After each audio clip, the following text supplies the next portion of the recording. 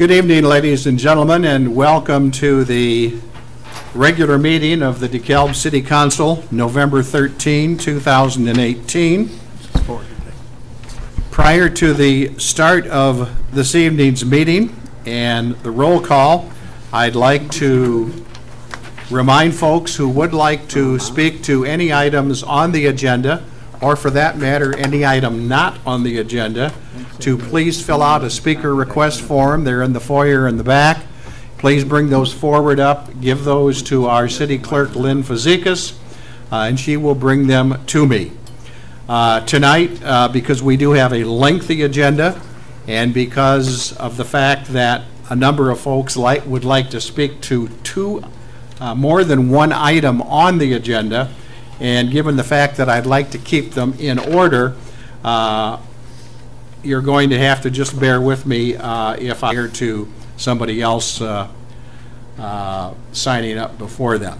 So, having said that, I'd like to ask our city clerk, Lynn Fazekas, to call the roll of our city council. Jacobson. Here. Finucane. Here. Marquardt. Here. Fagan. Here. Noriko. Verbeek. Here. Favor. Here. Smith. Here. 7 present. Thank you. Our police officer on duty tonight is not in the back of the room, but he's right over here, and that's our police chief, Gene Lowry, who has indicated to me that he would like to lead us in the Pledge of Allegiance tonight. Chief Lowry.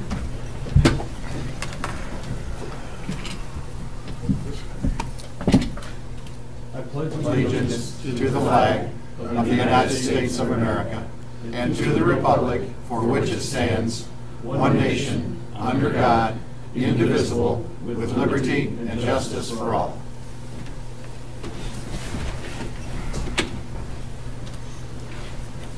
Thank you, Jane.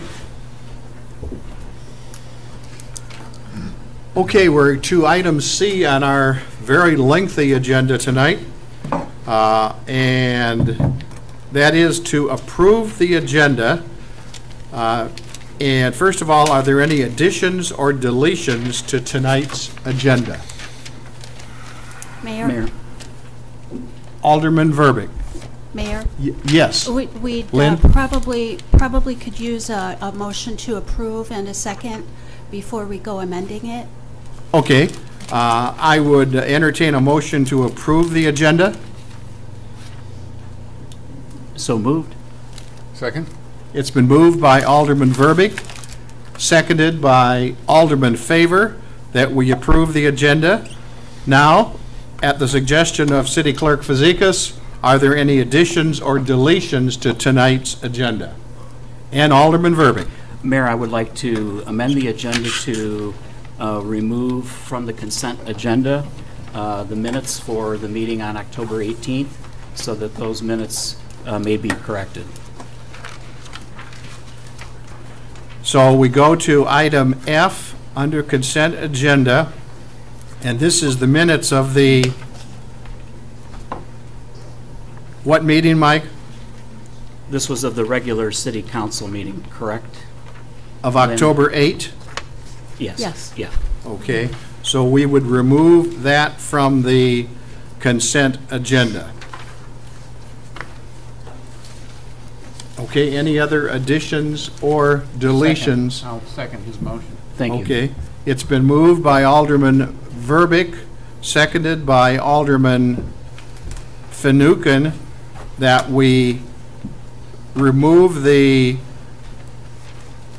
item 1B under the consent agenda, minutes of the regular city council meeting of October 8, 2018. And then where would we put those? To be discussed separately. As a separate item? As a separate item Okay. for very good. correction. Everybody understand that? Good. Roll call on the amendment, please. Jacobson. Yes. Finucane. Yes. Marquardt. Yes. Fagan. Yes. Noriko. Yes. Verbeek. Yes. Favor? Yes. Smith? Yes. Motion passes to amend the agenda. Now we have a motion on the floor to approve the agenda as amended. Who made that motion, Lynn? Who made the motion to approve the agenda? That was Alderman Verbeek. Alderman Verbeek, and seconded by Alderman Favor, was it not? That's correct. Okay, good. Any discussion on that? Otherwise, why don't we have a roll call on the approval of tonight's agenda? Fanouken? Yes. Markwart? Yes. Fagan? Yes. Noriko? Yes. Verbeek? Yes. Favor? Yes. Jacobson? Yes.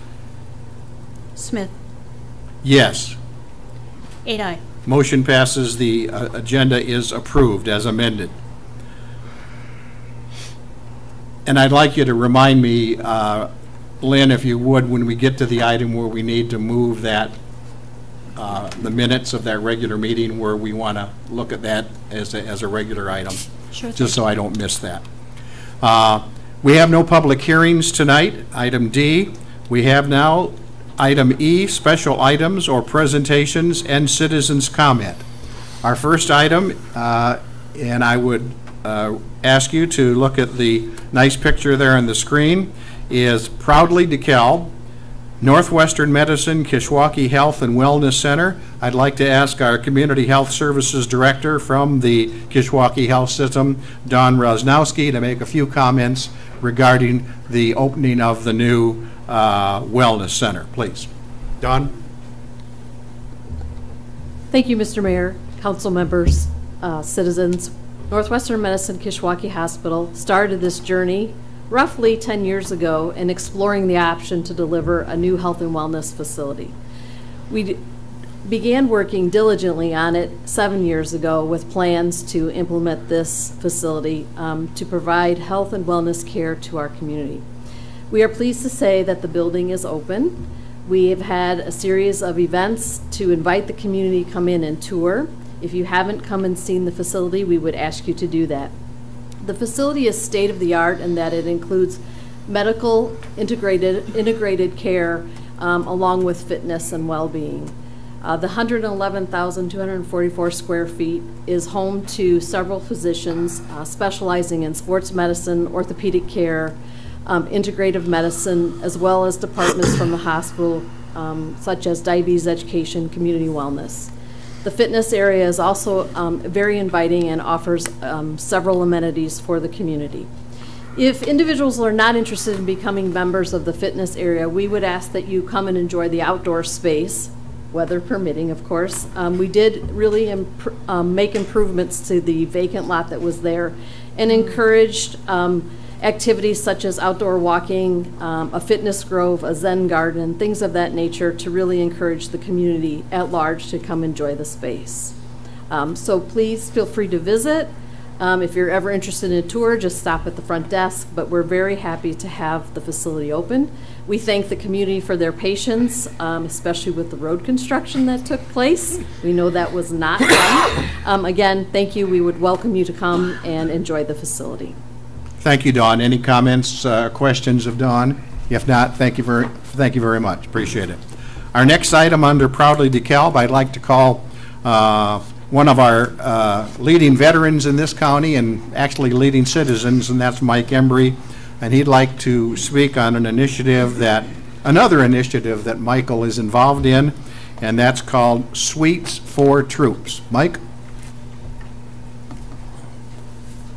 Thank you, Mayor and Council and staff.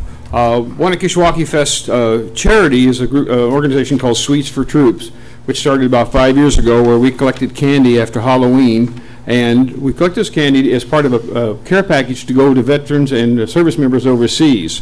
We were really surprised. It started as a local initiative. This year we were picked up on Channel 17 and 39 in Rockford. We also got national exposure on Kelly and Ryan, national TV. So our program has really grown from being just a hometown program. Last year we collected 950 pounds of candy. which 400 pounds came from Nestle's, which we were thankful for, and knowing that we'd lose that this year, we were hoping to get more.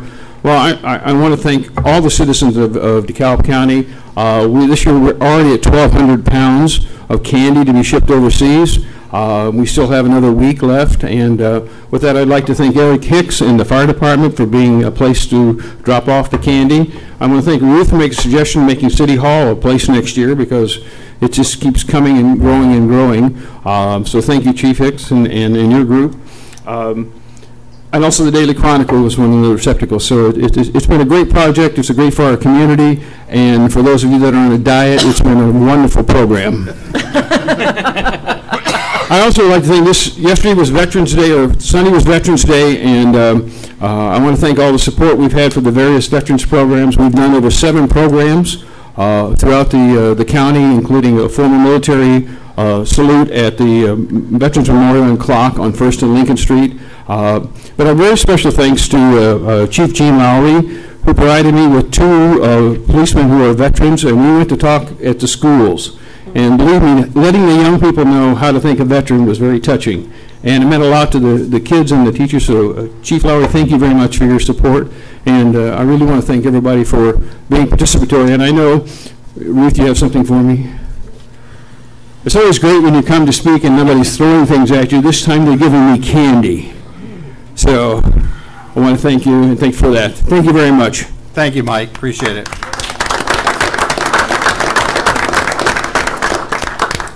Okay, if you'd throw that other slide up there on the participation of the NIU Resource Fair. This is going to be very, very quickly. There's Jason Blumenthal, one of our interns in the green, and Walker Steinke, another of our NIU interns, who manned, along with a number of other city representatives, the Resource Fair over at Northern, which is built really to try to attract students and parents to view the campus and talk about various programs. And Bill Finucane was the sort of the glue that got this going. And Bill, would you like to make a few comments about the Resource Fair? Sure, I could. You know, on campus, we're referred to it for an open house for prospective students. There were about 1,700 attendees yesterday. At one point in the ballroom, you could barely get through. But it really tries to show off the campus and the community. And we had a conversation with the Director of Enrollment Management on campus and said, what if the city participated in this also? And they were open to the idea, and they're very impressed with our display, with our interns, and I'd like to thank Mike Verbeek for being there and the mayor, that our support for the university really helps out. You know, I've been helping at Open House for a number of years and continued even after I was elected, and I'd wear my alderman name tag. Why is an alderman helping? Well, the university is very important to the city. So we have been invited back for the Good Friday Open House, and we've also had a little bit of discussion about the transfer open houses, which occur a couple times in the spring also. So thank you. Thank you, Bill. Appreciate your effort on that. And thank you to Jason and Walker and so many others from the city staff who helped out yesterday. Thank you very much. Okay, we move along now to item number 4 under numeral E4, public participation. This is basically the area where folks who'd like to speak to an item that is not on the agenda tonight to come forward, and I think we have just one of those, and that is Dwayne Brown.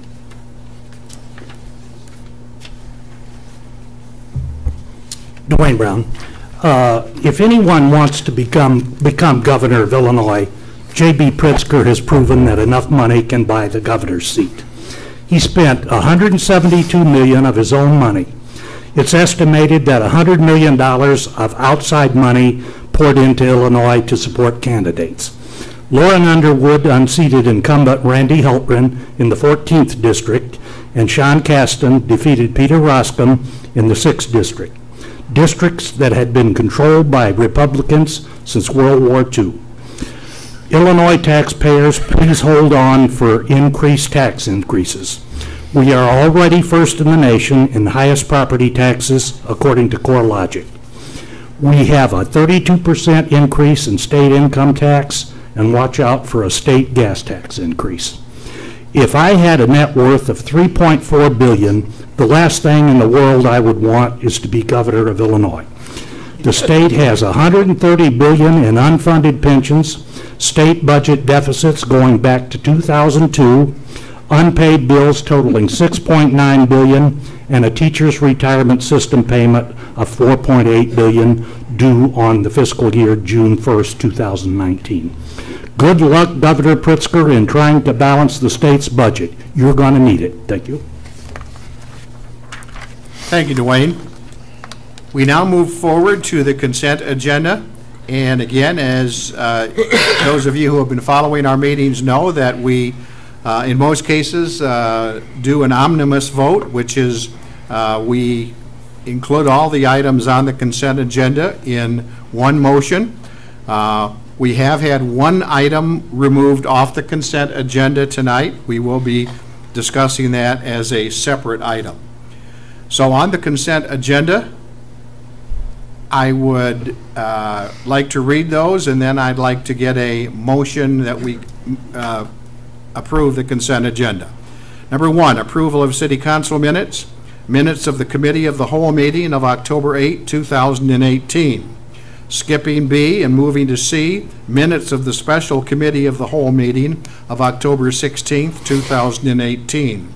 D, minutes of the Committee of the Whole meeting of October 22, 2018. E, minutes of the regular City Council meeting of October 22, 2018. Number 2, receive and file. Accounts payable and payroll through November 13, 2018 in the amount of $3,152,735.81. B, DeKalb Police Pension Fund Municipal Compliance Report for the fiscal year ended December 31, 2017. Those are the minutes on the amended consent agenda. Motion, please. So moved. Second? It's been moved by Alderman Noriko, seconded by Alderman Favor. Roll call. Fanouken, Yes. Marquardt, Yes. Fagan, Yes. Noriko, Yes. Verbeek, Yes. Favor, Yes. Jacobson, Yes. Smith. Yes. 8 ayes. Motion passes. The consent agenda is approved. Okay, now we move to items for separate action. Item G on the agenda, if you're following along. Mayor, Yes. now might be a good time to Okay, dispose of the... sure. All right, minutes. we have removed the consent agenda item 1B. 1B, and who would like to explain why they would like that taken off and discussed regularly? Alderman Verbeek. I will, Mayor. Please let the record reflect that in the October 8th, 2018 minutes that were taken, that Pam Verbeek spoke in favor of the new TIF 3 district, and that was completely opposite of what she had said. She had stated that the $11 million of uncommitted funds in the existing TIF districts should be used for the purposes requested by the citizens at the various ward meetings held by staff, or for replacing the HVAC at City Hall, and not be used to fund a new TIF or be paid as additional surplus to the various taxing bodies. She ended that speech, Pam Verbeek did, stating that she would not be in favor of a new TIF at this time. And that would correct the minutes that were originally presented to us for approval. Is that correct? That's correct.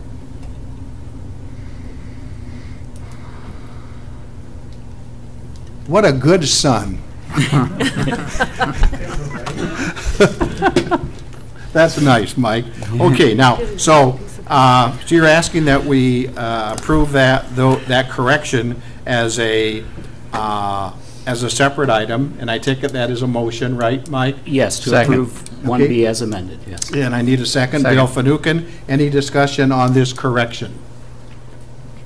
It's been moved and seconded, moved by Alderman Verbeek, seconded by Alderman Fanouken, that we approve the corrected minutes of the regular city council meeting of October 8, 2018. Roll call, please. Markwart. Yes. Fagan. Yes. Noriko. Yes. Verbic. Yes. Favor. Yes. Jacobson. Yes. Fanouken. Yes. Smith. Yes. 8-0.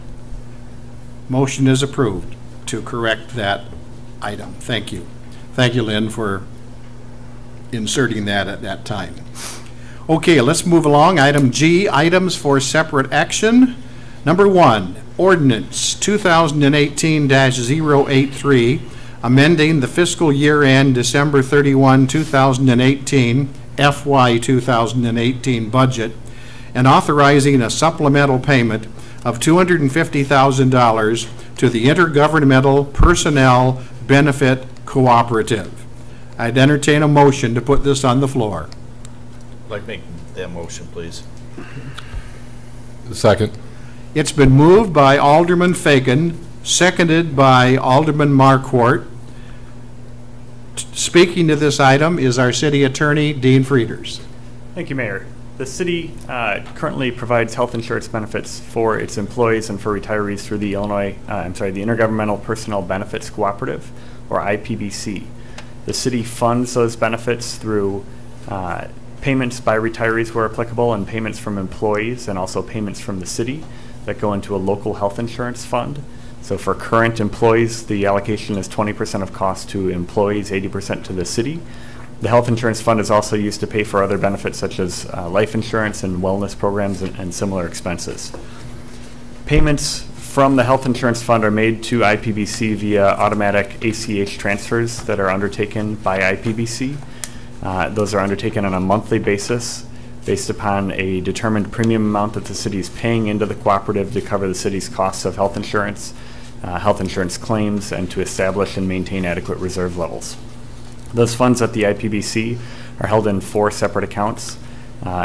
One of the accounts, the terminal reserve account, is an account that is more directly under the city's control, and it appears in the city's consolidated annual financial report.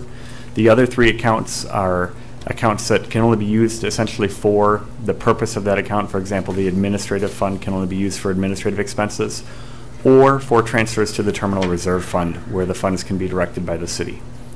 In February of 2018, the city undertook a transfer of approximately $150,000 from the benefits fund to the terminal reserve fund, and that, coupled with $100,000 of fund balance in the terminal reserve fund, was used to reduce the city's February 2018 ACH payment to IPBC by $250,000.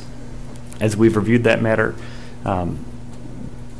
we believe that it perhaps didn't follow the council's expectations for transparency as to how that payment or change in payment would be approved, or to how the savings would be allocated in the city's budget. And for that reason, it's our recommendation to consider a budget amendment to make a supplemental payment. The IPBC funds do have reserve balances in them, and it would be appropriate for the council to have discussion at some point in time about the appropriate reserve levels and the allocation of any excess fund balances that may be in those accounts. And as a component of that, a disclosure to council of the amounts that are within both the terminal reserve fund that appears in our CAFR, and also the other 3 accounts that do not appear in the city council's regular financial reporting. In order to essentially clear the table, our recommendation is to undertake this one-time transfer, which will restore us back to where the city would have been had equal payments been made every month, so that the city can then undertake a public discussion regarding the appropriate level of funding for health insurance benefits and the appropriate level of funding for the IPBC payments. Thank you, Dean. We have one person who would like to speak to this item, who has filled out a speaker request form, and that's our former Mayor Bessie Chronopoulos.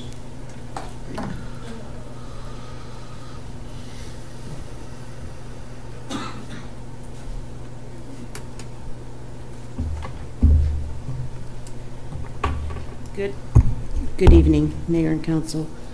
There is much to be said on this topic, many related who's and whys, but if we're going to expedite the process, obviously we're going to need to focus on just this, and I'm going to try to do that.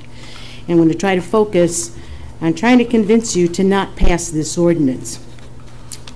The ordinance calls for a supplemental contribution, as was indicated, and as you can see in your ordinance. But within the ordinance itself, it makes no mention as to why this is being contributed. It should. If you're going to pass it, which you probably will, it should indicate the reasoning for, why this happened, because there was an inappropriate transfer, and it should reflect that in the ordinance, so it's easy for future people to know what went on. Further, the memo, I don't know if you have it in front of you, but the memo that you received from your city attorney, paragraph 4 states that the FY 2018 budget passed in December of 2017, apparently without disclosure of this funding methodology. And then in paragraph 5, and I'm just plucking out some of the main sentences in each of those paragraphs. In paragraph 5, it says, the city is currently reviewing the appropriateness of the use of the IPBC fund balances, and then further on down it says the method in which the action occurred failed to meet the City Council's standards of transparency and disclosure. Well, that right there tells you very clearly that it is not clear how this happened. And before you supplement any fund and kind of erase it, erase what happened, that needs to be figured out. You can't just go and erase it and think that it's going to go away. It's not a matter of any of these monies being held back. The city is good for it. It'll be made up. It'll eventually be taken care of. There's no question about that. But this is not the way to do it. And I had another question that you might be able to ponder. I know that the police department and the fire department, they have pension board meetings, or there's a board or commission. I can't remember the exact name of it, but they review things on a monthly basis when they meet. Is this one of the things that they look at? Is that another fail-safe mechanism that helps the, to like a checks and balances for the process?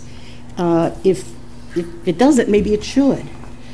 And finally, if you're really going to resolve this issue, you need to have an external intervention. This is the time to clear the board. This is not the time for the city to be investigating itself. This is way too serious. Way too serious. If you want to clear the board and do what needs to be done, you need to have an external, whether it's an external forensic audit or whether it's an external bringing in the AG, whatever needs to be done. The city cannot investigate itself. Clear the air here, Council, Mayor and Council. We're depending on you. We're depending on you to really and truly be transparent. Thank you. Thank you, Bessie. Now, I would like to turn it over to Council for discussion on this item. Any further discussion? Dean, do you have any response to the questions? If not, we will move forward. Not at this time, Mayor. Okay. Roll call. Fagan? Yes. Noriko? Yes. Verbeek? Yes. Favor? Yes. Jacobson? Yes. Fanouken? Yes. Marquardt? Yes. Smith? Yes. 8-0. Motion passes. Is there a request to waive second reading on this? If the council wishes to make this effective so that the transfer would happen more expeditiously, yes. If the council wishes to wait, I'd like to we'll make a return. motion to waive second reading. Second.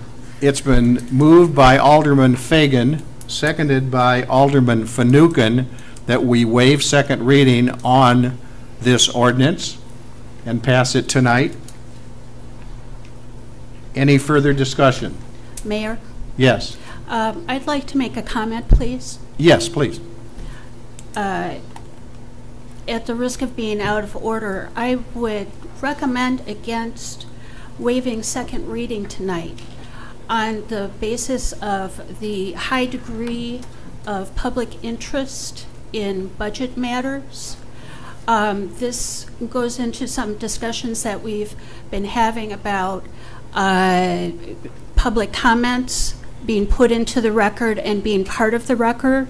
So from my perspective as clerk, I would recommend that we have some time for additional public comment, since this has come up very quickly, and that would allow for anyone who would like to submit written comments who wouldn't be able to come to a second reading on the 26th would be able to submit those comments in writing, and that they could be part of the agenda packet. Any comments on our city clerk's request? If not, roll call.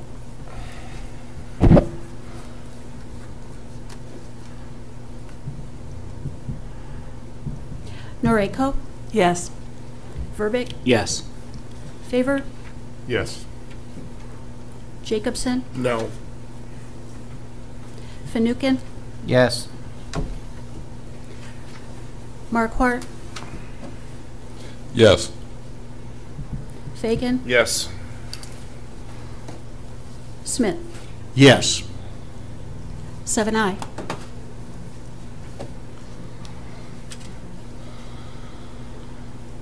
Motion passes. If the council and the public would allow me to make a comment here, and it's germane to what Lynn was requesting. The discussion that we have regarding a supplemental payment to the IPBC is all about trust. It's about this city council's effort to make things right. As you know, we have always tried to allow citizens to comment before council discussion in hopes that these comments are helpful to our deliberation. And we're doing that tonight. Unfortunately, not everyone who has a thought on this can be with us tonight. And God knows we've tried to accommodate folks when they've asked us to read their comments. Often when a letter or email is simply too lengthy, I've reserved the right to reiterate, to summarize, to paraphrase what that communication says. Mark Charvat, a 4th Ward resident, sent me an email letter comprised of 8 questions centered around what his claims is a lack of trust and transparency, what he claims is our usual silence that this city council is accustomed to providing the public with. Understanding that Mr. Charvat is not here, I suggested he send a representative to read his remarks, which we could have done, could have listened to. In his response, he indicated that his alderman, Pat Fagan, could ask the questions out loud on his behalf. Alderman Fagan has decided to decline that suggestion. In the spirit of true transparency, I have sent the full text of Mr. Charvat's comments and questions to our city clerk and requested that they be inserted into the public record. I will also I have requested, that the email be forwarded to all members of the city council, which I believe was done this afternoon. I realize that comments at this point highly unusual, but I felt that it was important that I make those comments tonight.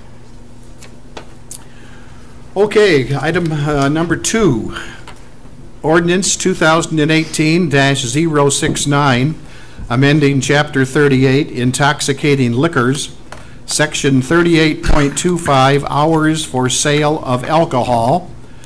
This is first reading. I'd entertain a motion. So moved. Second.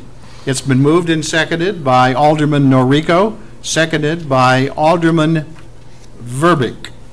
I would like to say that Alderman Fagan has recused himself because of a business relationship regarding an establishment in town that would be impacted by this. We do have someone who would like to speak to this item, I believe. Tom Inboden, would you like to speak, Tom? I presented the letter to the council members and to the mayor, and basically that's, I've also sent 20 individual emails. Okay, very good. Have folks received those? Yes. Okay, very good. Any questions in regards to my request? Any questions of Mr. Inboden? Mr. Wilhite, did you want to speak to anything? Yes. Okay, Travis Wilhite.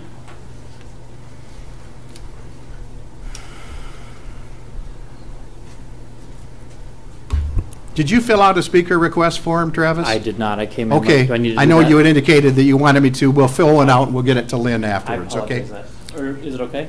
Sure. Okay. All right. Thank you, Mr. Mayor and Council. Just a very brief comments. I'm the store manager at the Schnucks store here, 975 South Ending Glidden Road. I've been the facility manager there for just 3 months.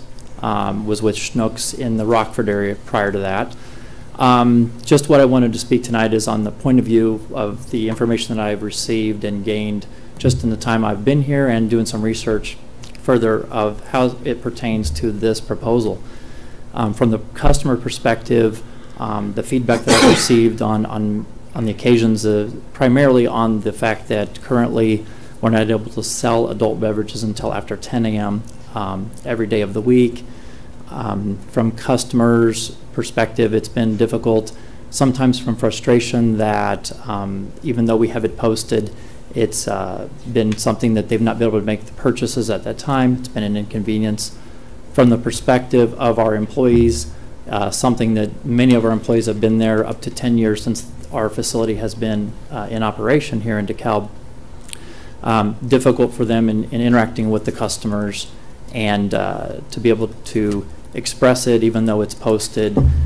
So I know this has come up before at council, and I just wanted to share that the feedback from our customers has been overwhelming. They would like it to be to where they could purchase it during the hours of operation, consistent with what our competitors or other people selling adult beverages, and from the employee standpoint.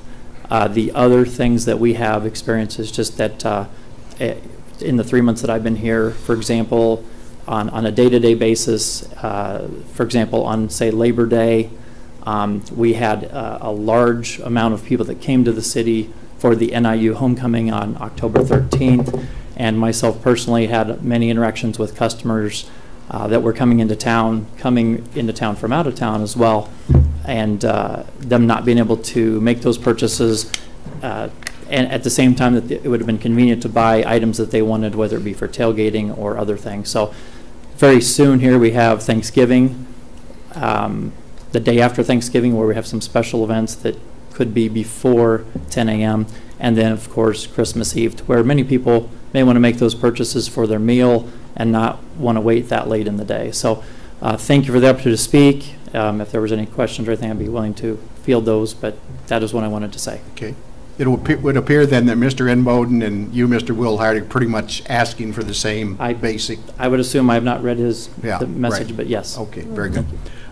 Any questions of Mr. Wilhite or Mr. Inboden? Okay, any further discussion on this item? Thank you. It's been moved and seconded. Alderman Jacobson. We've had this discussion now a couple times since I've been up here. Again, I when it was brought up last time, there was some discussion related to why things are the way they are. And I think to understand the genesis of the liquor code and where, and the progression of where it was, at one point the grocery stores were not able to sell liquor at all in DeKalb.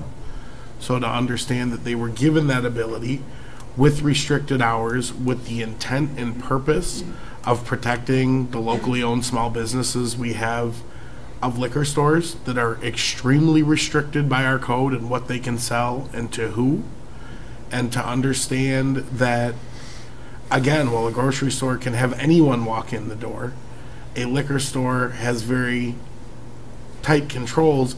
If someone under 21 comes in to buy a food item or a grocery item or a pack of cigarettes, they must be refused under our liquor code service in that establishment. You cannot sell to those people in that establishment because they are there to provide service of selling liquor as a service to our residents here. And we have that in place both to limit and control the liquor sales and to allow those stores to operate in a niche sort of business, to now open that up to out-of-town retailers. Again, in Mr. Imboden's case, I realize it's a little bit different, and I think we can probably tweak that and have a separate discussion, but to open that up beyond to the big box stores, to the Walmarts, to the Jewels, to the Schnucks, again, it was there purposely to create a situation where they already have some significant market advantages. They already have significant additional products they can sell. The goal of restricting those hours was to protect our locally owned small businesses. I do have some questions, because I know through this some questions came up. What is the difference in price between a packaged liquor license and a grocery store license? I don't have the application fees in front of me. We can certainly research that and get that back to council. Again, I think that's an important question. And my understanding is the liquor stores are paying a significantly more substantial fee to have the privilege of being able to sell liquor. There's also some question as to whether or not Jewel has a special one-off license that's still being honored, or they were brought into, when we made the changes in the last few years, whether they were brought into compliance. Was it, do we know? Under City Code Section 38.31, Jewel does have a slightly grandfathered license. When Osco was initially constructed, it was constructed in a fashion as to comply with the then current city codes, and when the codes were updated in 2012, Jewel, along with Sullivan's, and there may be one other establishment, it might be Twins, I believe, were all grandfathered to allow them to continue operating in their then existing fashion. And is that based on square footage, or that reflects the hours as well? It doesn't reflect the hours. It's based on the physical configuration of the establishment. Correct. So it doesn't. They don't have any different hours than, say, Schnucks at this point. Jewel and Schnucks are the same. Correct. Okay. Because there were some questions as to whether or not they had some specialty hours. Again, without understanding those financial differences and having all the background, this question's been asked and answered. I realize Schnucks has been the one that's brought this forward. Again, I would be much more willing to have a separate discussion about a specialty retailer, especially being that Imboden's has been here and locally owned for many years. My personal decision, even with Schnucks, is I have seen, without a doubt, on multiple occasions in that location, and while I appreciate there's new management, that they have flaunted our liquor laws for years, including putting up a display of over 1,000 shots in clear view in the self-checkout lane with nobody monitoring it. Again, they've continually asked for the pushing of our liquor code and the changes to benefit their operation and their business. I think they've done so in some cases unfairly, and I think at this point, again, this question's been asked and answered. If there's a separate discussion when we have all those facts and understand the licensing and those things, I think that's something we can have, but at this point, I will certainly be voting no. Thank you, David. Any further discussion? Alderman Norrico. I was the lone yes vote last time, and, you know, certainly since Schnucks is in my ward, you know, I have you know, a particular interest. But apart from that, I think that leveling the playing field between, you know, DeKalb and Sycamore stores, you know, has merit. Also, the convenience factor, as, you know, if people come into town, they exit, Annie Glenn, Schnucks is right there. You know, it's, you know, certainly useful for people to be able to buy a variety of products. I recognize that, you know, small business owners, you know, an impact, it's hard to tell what the impact is. And I have heard the argument, you know, from this council, let the market work it out. But I think that there is merit to approving this change at this time. And in order to accommodate the Thanksgiving holiday, if that would be possible, if this is approved, that we waive the second reading. Okay, any further, Alderman, Dean Frieders, yeah. Thank you, Mayor. I just wanted to note, there is one inaccuracy in the memo. It is accurate in the ordinance, but in the memo in the second table where it's talking about the hours, it indicates that in Sycamore, the hours on Sunday are 10 a.m. to 12 p.m., and that is accurate under their code. And it indicates that the proposed for DeKalb is 6 a.m. to 12 a.m. The proposed for DeKalb matches Sycamore. So in the ordinance, it is 10 o'clock a.m. on Sunday until midnight that night, not 6 o'clock a.m. Okay. May we go ahead and vote on this with that noted change? It's not a change. That is how the ordinance is written. So the ordinance is accurate. Okay, okay. Thank you. Alderman Jacobson. Again, understanding some of the comments that Alderman Noriko made, I don't think this council would be in a rush to approve sales of liquor in gas stations in our community. Sycamore allows it. Again, merely because Sycamore allows something, I don't think, based on the history and the practices we have in DeKalb, it's necessarily right automatically for DeKalb, merely because our neighbor has it. We have a neighbor in Malta that allows not only alcohol but gaming in a gas station in our neighbor. Again, I don't think that there's going to be a big push from this council to support that idea in our community.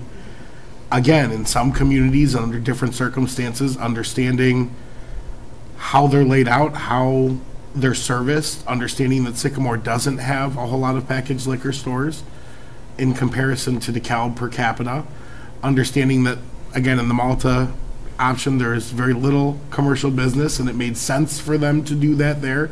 Again, these are one-off situations that I think are important to understand of how the liquor code has evolved over time, and to understand how ours was done. This was done purposely, and this was done intentionally to protect those businesses that have significant investments in our community, and to say, well, let the free market decide.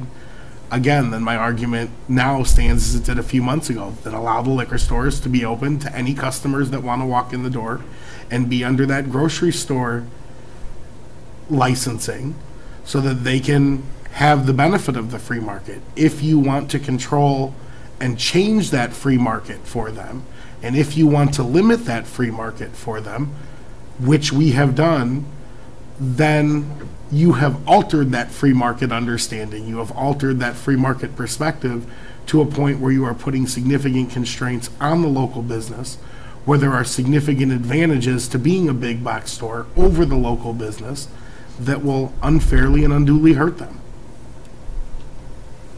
Any further discussion? Alderman Favor. So I'm in agreement. I think what we need, as Alderman Jacobson has mentioned and requested, is we need to look at this again. I think we need to look at a specialty license. I am happy to see that in the table we've kind of come to some middle ground. We've dialed back the hours. I'm still concerned with the current package store owners that are in our community, that this is going to impact them. And like I said, I would like to see more of a specialty license or something for Imbodens. I know that they're not going to be competing with a package store just based on the products that they sell. So I would vote no on this as well tonight. Thank you. Any further discussion? Roll call.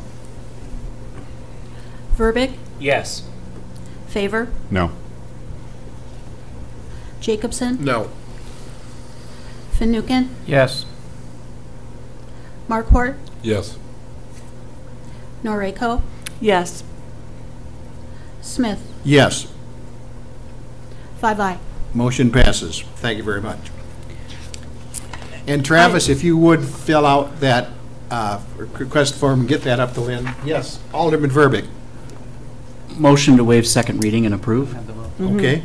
It's been moved by Alderman Verbeek that we waive second reading. Second. And seconded by Alderman Fanouken. Any further discussion? Roll call. Favor, No. Jacobson, No. Fanouken, Yes. Markwart, Yes. Noriko, Yes. Verbic, Yes. Smith. Yes. 5 Thank you. Motion passes. Ordinance is passed. Mayor, so for waiver of a second reading, it requires a 2/3 supermajority vote of all the members of council present at the meeting as to any particular ordinance. So in the case of 8 members of council, that would be at least 6 of you. In the case of 7 members of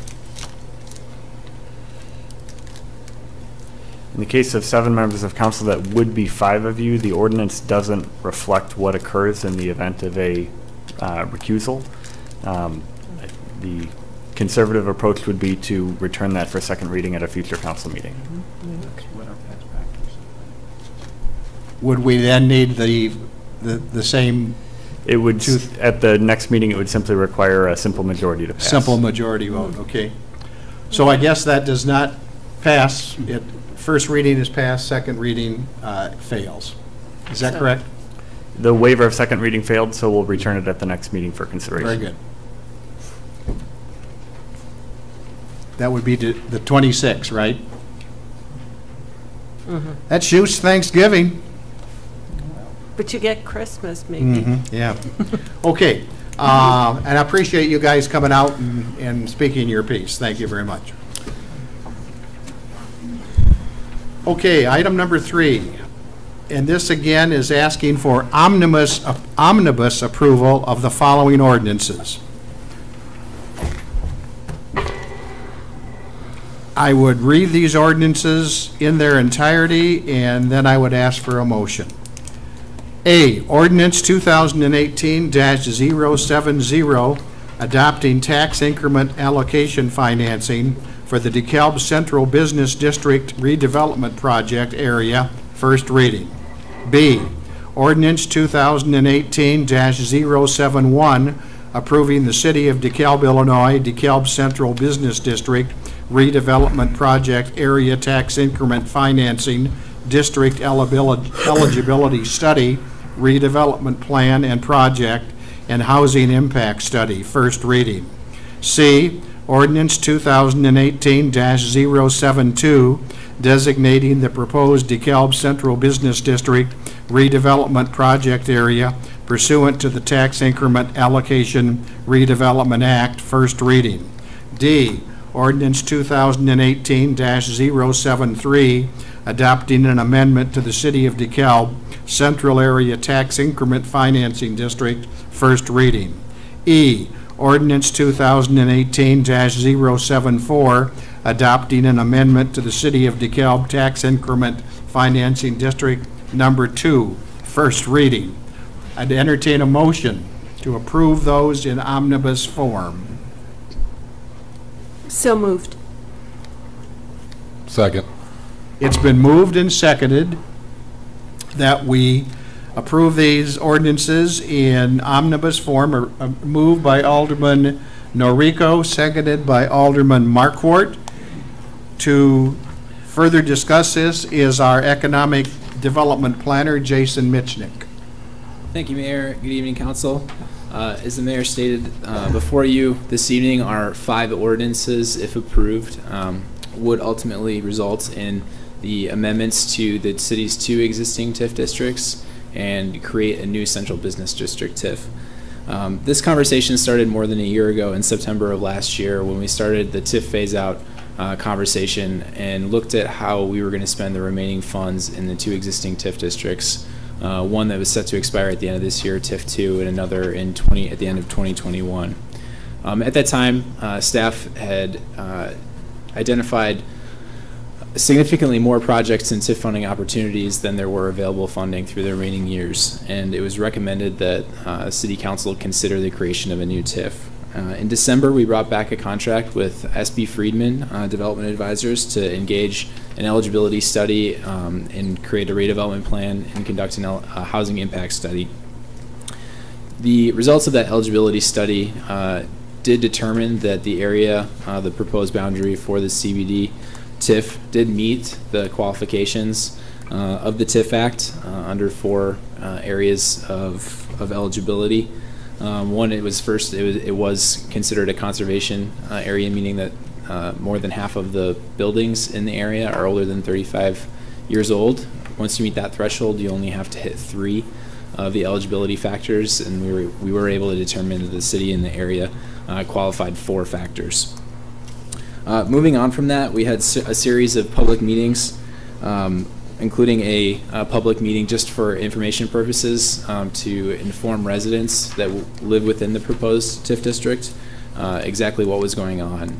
The housing impact study was done because looking at the number of residential units and the redevelopment projects that the city has approved in the last 2 years, there was the possibility that at some point in the life of a new TIF, a redevelopment project could displace more than 10 residential units that existed. In the situation like Cornerstone, where you displace some residential units, even though you created a net gain of residential units, the displacement of the original units still required the housing impact study. Following the public meeting, we set the dates for the Joint Review Board and the public hearing. The Joint Review Board is the various taxing districts that are impacted and have overlapping jurisdiction. The TIF Act does clearly state which taxing districts are members of the Joint Review Board. So they met starting in August for the first meeting of the JRB. At that time, some concerns were raised in regards to the city's use of past TIF funds in the existing TIF districts. And it was requested that that meeting be continued for a period of 30 days so that the city staff and officials could meet with representatives from the other taxing districts to work through those issues and see if we could come to terms where they would be able to support the creation of a new TIF district. A second meeting was held on September 4th, and at that meeting we had still had some concerns in regards to how we were moving forward. We hadn't worked out exactly what we wanted to do. Because the Joint Review Board in the TIF Act, it clearly states that a recommendation must be provided within 30 days or else it defaults to a automatic positive recommendation from the Joint Review Board. That meeting was continued again until September 7th. On September 7th, a request was made by the superintendent of the school district to reconvene the Joint Review Board after a 30-day period, understanding that even though it would result in an automatic default positive recommendation, from a practical standpoint, the Joint Review Board was comfortable that the city was not going to move on under those terms and that we were going to continue working with them in good faith. The fourth and final Joint Review Board meeting was held this past Friday, and in between the September 7th and the Joint Review Board on November 9th, staff from the city continued to work with representatives from the other taxing districts to construct an intergovernmental agreement, which we will be discussing as a separate item, and I'll go over the terms of that. But that would result in a positive recommendation. The final vote from the Joint Review Board was 4 positive votes and then 3 abstentions. And the 3 abstentions from those members were due to the fact that their boards had not had a chance to yet vote on the intergovernmental agreement and whether or not they supported the creation of the new TIF.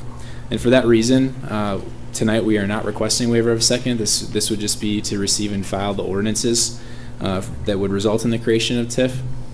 And then we would bring back second reading at the next meeting, and our hope would be that in between now and 2 weeks from now, we would be able to work with those taxing districts. We do have anticipated dates of votes that would be taking place for their respective boards, and we'll be following that and be returning to council and informing you what the results of those were.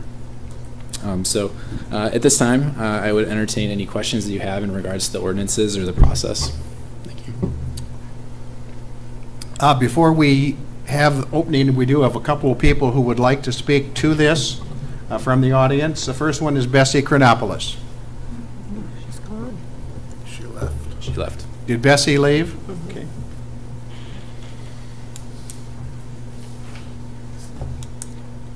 Herb Rubin.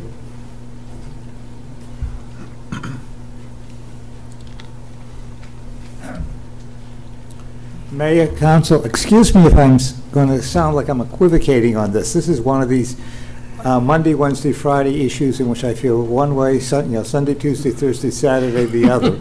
Okay, but I'm basically supportive. Okay, when I taught courses with sections on urban economic development, I was very supportive of the idea of TIF. However, over the years, as both academic studies and then some examples in DeKalb have shown, there have been abuses in TIF projects. So I've become far more cautious in my support of TIF, though generally tilting supported. Still, in this town, there have been some notable successes, such as the Cornerstone project. So I'd like to just list off about 5 or 6 ideas that would certainly make me more comfortable in terms if you were going to establish a TIF 3, and I don't know if you do it in ordinance form or simply the implementation thing. The first is to make sure that the TIF sticks closely to the original goals of TIF, that is, increasing EAV through projects that repair derelict areas and set up transparent ways of documenting the potential and later the actuality of the EAV increase. Second, have a transparent system in place that tracks whether or not TIF recipients are fulfilling the conditions made when granted TIF support. Most of the projects we have approved in the past have such conditions, but the tracking systems have not been very effective. 3, assuring no TIF expenditures will be made on public sector projects such as roads, sidewalks, public buildings, except when these actions are an integral part of a viable economic development effort that increases EAV. 4th, strictly limiting, and I know this is already in the ordinance, strictly limiting the use of TIF money for administrative expenses to demonstrable cost. 5, having TIF projects vetted not simply by staff and city council, but also by external review boards of both impacted districts, the special district, school districts and such, as well as citizen groups. 6, not using any TIF 3 funds for any more investments in Cornerstone, the Plaza, or Sundog. Now, on this one, I want to be very precise. I think all 3 projects have benefited downtown. I love all 3 of them, and the initial funding was totally appropriate. If the developers of these projects have ideas for other projects, that is a different matter entirely and should be considered on their own merits, and I hope they do have such ideas. Over the years, academic research, as long as my observations in DeKalb, have made me somewhat doubtful about TIF. Having TIF projects meet the above conditions would make me, and I assume others, more comfortable about supporting TIF 3. I thank you for your time. Thank you, Herb. I don't believe there was anybody else in the audience who wanted to speak to that item. We have a motion on the floor and a second, and now Jason is available for any questions or comments from any council members on these. If not, we are being asked to give omnibus approval of the 5 ordinances as presented and as read. It's been moved and seconded that we do that. Roll call. Jerry, there's 2 hands up to speak. Oh, I beg your pardon. I didn't see you, Dave. Mike was up first. Okay. Alderman Verby. Very difficult to wrap all of this into a comment with the process that we've encountered throughout.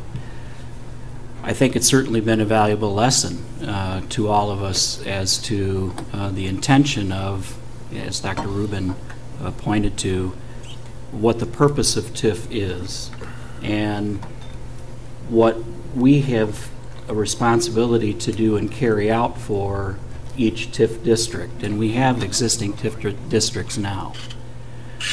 My discomfort rests with the commingling of TIFs 1 and 2 and now TIF 3. I understand the notion of keeping momentum, downtown projects, et cetera, that we need to use one to feed the other, per se. But it's how we got here that most concerns me, and I would have hoped that we would have been able to address publicly our deficiencies, well, our benefits from the use of TIF and our deficiencies from the use of TIF before we would be ready to go forward with a new TIF. In other words, what are those lessons learned? We really haven't had that discussion. I certainly understand that there are projects that could be ready for TIF and how they could benefit the city of DeKalb. But without knowing how TIFs have worked for us in the past, how are we really prepared to responsibly move ahead with a new TIF? And I'm asking that from my council colleagues. I would like you to sell me on TIF 3 and sell me on this process. Thank you, Alderman Verbeek. Alderman Jacobson. I think I share some of those heartburns in terms of what we're doing here. Again, I made very clear at the beginning of this process that there would have to be several very well denoted checks on the use of what we're using this money for. Again, we have other items on the agenda tonight that are major questionable items in the public's eye relating to much, much smaller uses of funds.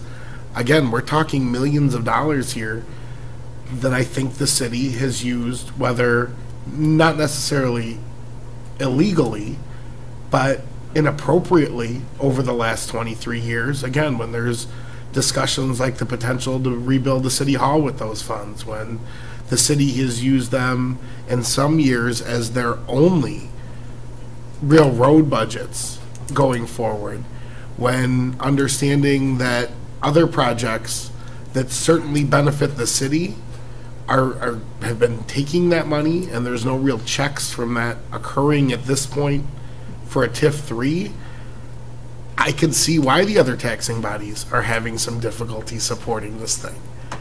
Again, what I think councils, both present and past, have lost sight of is that when we use those funds, you are taking it from those taxing bodies. And again, something like a city hall, should we do it at the detriment to the school district and county and all of the other taxing bodies? I mentioned the school district because, of course, they're the largest share of those tax bills. Again, in discussing this preliminarily, I made very clear that absent of a very specifically defined plan of what we were going to do, understanding that I feel that the past misuse of those funds was not only aided, but certainly allowed because there wasn't any very specific direction of those original TIFs 1 and 2. Understanding that, again, the discussions that Mr. Rubin brought up about what the return on investment understandings are. Understanding that we have to have some methodology to gauge those returns on investments. Having some description up front of what public projects, if any, and I don't believe any, should be used for the potential of this money. The reality is, at this point, there's going to be another ordinance on the book here very shortly after this one that I am going to have some other significant comments to say on it. At this point, I don't feel, A, that we have met those check boxes that I said I would need to support this thing, while being fully cognizant that the only real way to continue the development downtown is going to be a TIF. I want to be able to support a well-reasoned, well-defined, well-administrated TIF. I don't believe, from what I've read in the backup, that this is it at this point. And to understand that the other taxing bodies still have, as of 20 minutes after 5, when we got an email tonight, some significant consternation on us moving forward with this. I don't feel that we are being a good partner by not checking all their boxes, and understanding that at some point it may be impossible to do so. But until we have more answers, until we have better guardrails around this thing, I can't support it at this point. Thank you, Alderman Jacobson. Alderman Verbeek. And we haven't really set any metrics. What are the expectations of moving ahead with TIF 3? A review of specific instances, like Ferranda's in DeKalb. There was language included in their agreement with regard to how are they, I guess, meeting those obligations. How has that project been a success or not? And reviewing that particular information where we really need to, I know the devil is in the details, but that granular information of how have these agreements benefited the city, and how are they benefiting the school district? How are they benefiting the county? We really have been negligent in developing what we truly expect from TIF, rather than be willy-nilly about this pot of money that keeps feeding things like signs at the airport and other. I get asked that commonly, what happened to the $200 million from the TIF districts? And you go back and you review what we've invested in, and did any of those investments meet measurable goals set forth by City Council? They did not. They were just things that came up. Oh, wouldn't this be a great idea? We happen to have a TIF fund. And that's my fear going forward, is that, oh, we just have these niceties, as Alderman Jacobson comes up with, that we should fund because it feels good. Can't do that anymore. I guess I don't have that fear, Mike, only because that on September 7th, when I convened the meeting of the Joint Review Board, it was very clear that there was considerable opposition from our other taxing districts. The opposition was so great, as a matter of fact, that it was determined at the suggestion of the members of the Joint Review Board that we have a series of working groups. Alderman Fagan was our representative on that. Thank you, Pat, for all that time you spent. And so I would hope that what's happened over the last 8 weeks, 8 weeks, has resulted in some answers to some of the questions. What Jason is asking for tonight, I think, and he mentioned, is to approve this process going forward and not asking for second reading. Because I would agree wholeheartedly. Why would we want to waive second reading when we have at least 3 partners, taxing district partners, who have not had their boards meet yet? I think school, county, and who else? Kishwaukee College. Kishwaukee College. Those organizations have not met. Those organizations were all part and parcel of those working group meetings. So to suggest that this council would consider going forward with some willy-nilly projects,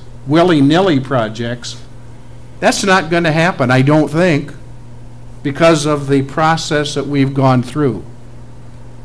And I don't want to be proven wrong on that. I don't want to be proven wrong on that.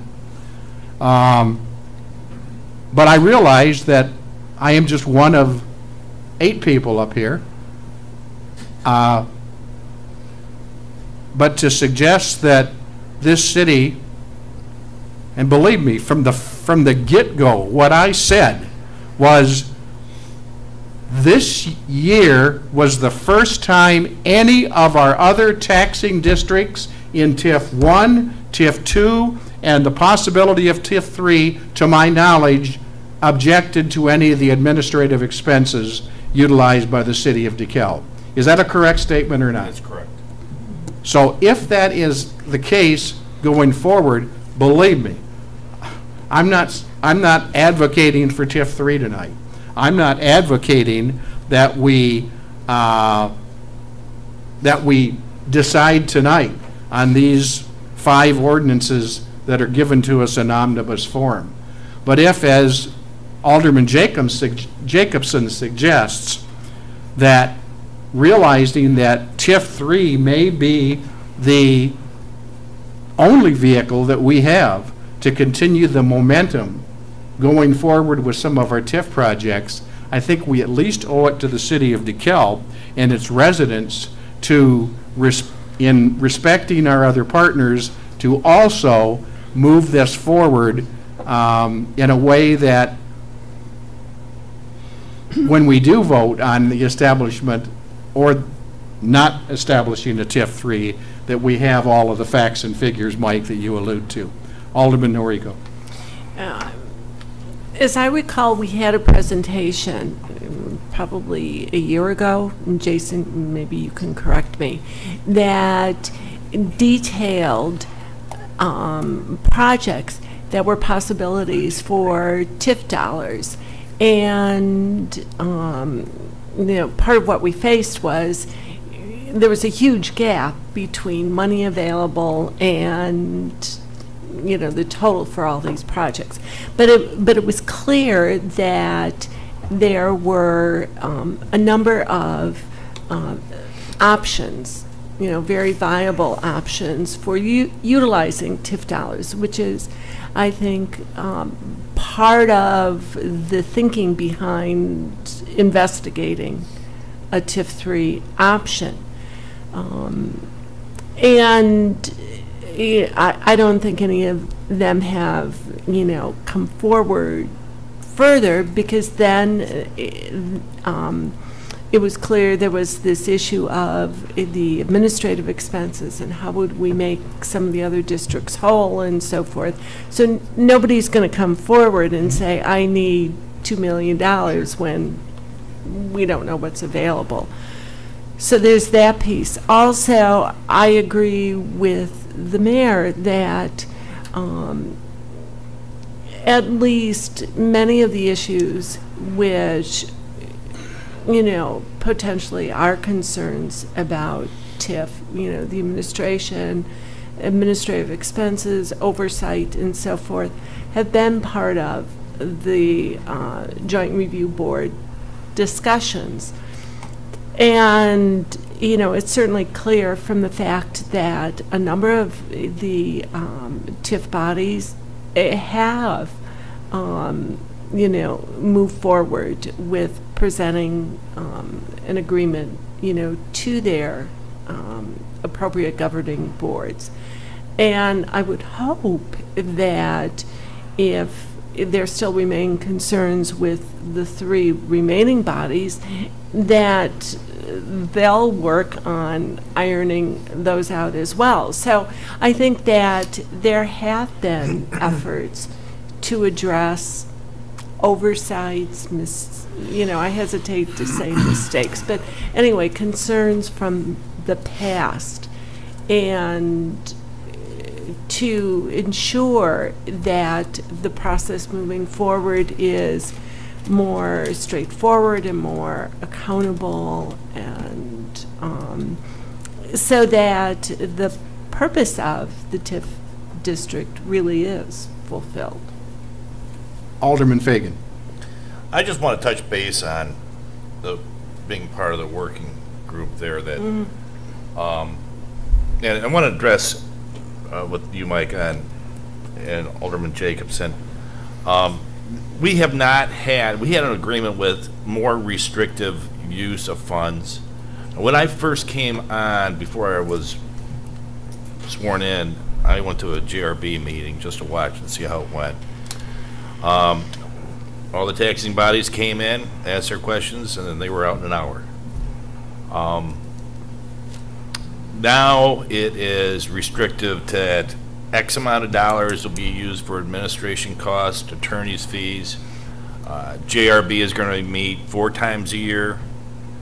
And so I think, and I'm not saying it's anyone's fault, I think everybody is just coming about saying, hey, look, this is what we've got to do. We just can't do this once a year. We got to go over it and look at it 4 times a year and actually look at it. And the restrictions we have, and it's all monetary in the IGA on what we can spend on administrative and what we can spend on attorney's fees. And I think it's pretty much on an agreement. I mean, there was a little few questions on this and that, but overall it was an agreement. Let them decide on their own. But I thought we worked out something really well. I mean, it took us 3 meetings to do it, but I just want to say how restrictive it is going to be in an oversight from all taxing bodies that want to be involved. Thank you. Alderman Jacobson.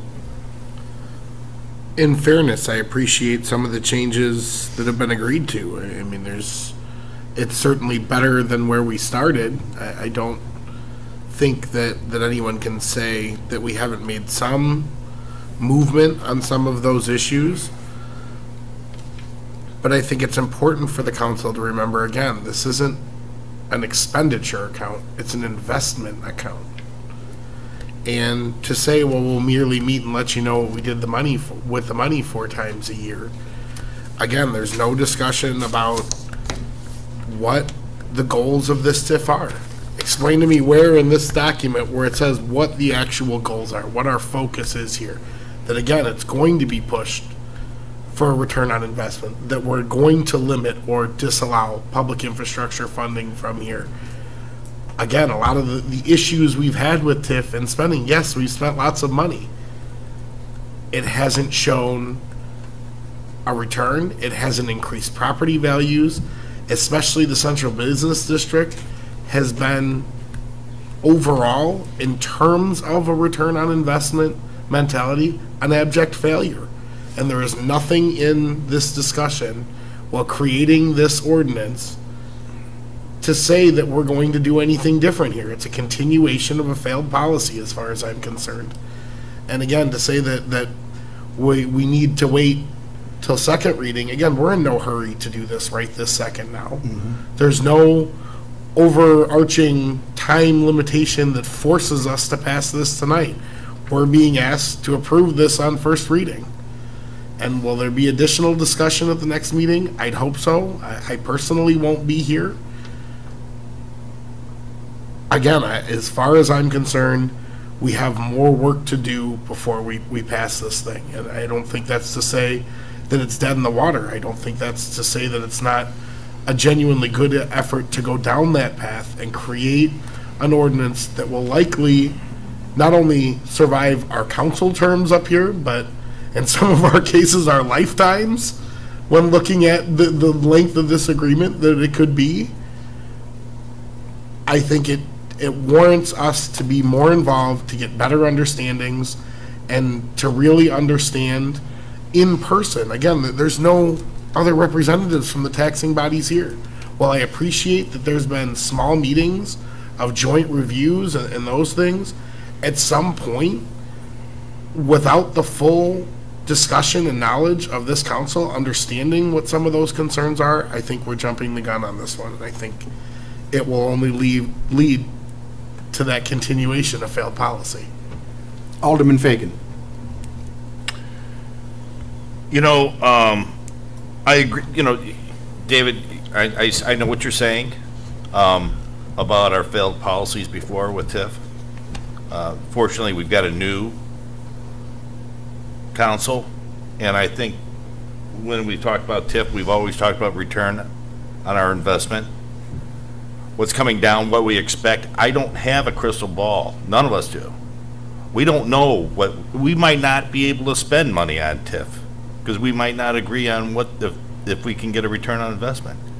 But I can't keep going back and saying, well, you know, we've made this mistake, we've never done it before. Well, that's fine, but that's not then this, the last year and a half of the administration that I've been in. I've been seeing a different look at it. I mean, what's happened before, I can't change that. But then again, the same thing, I can't put in that agreement what we can only use it for because the market's going to demand on what we can spend our money on. And like I said, we don't have a crystal ball. I can't put, you're very good at saying what's wrong with it. It's just, what's the answer to it? Well, there isn't an answer to it. It's what we are going to see coming down the pipeline. Alderman Marquardt. Yeah, to echo that, I'm in favor of creating this TIF because I don't see a whole lot of other options coming forward as far as effective stimulus for redevelopment.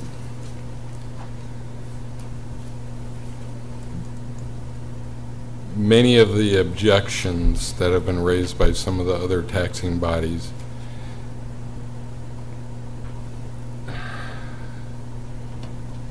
seem as though they have short-term memory on what we have done with TIF for their benefit, as far as past surpluses, as far as funding projects for them directly, which, yes, the stated goal of TIF is to raise the EAV in blighted areas for the benefit of all the taxing bodies. I think that should be our goal with that in mind. So some of those projects that we funded weren't necessarily EAV increases, but they were done to the betterment of the community as a whole. The last 3.5 years up here, I see this council and this city making strides as far as perfecting or improving our processes, as far as getting rid of excess waste. Many of that has been most recently. I'm excited about that prospect going forward. I would hate to handcuff ourselves in so many ways by not doing this TIF.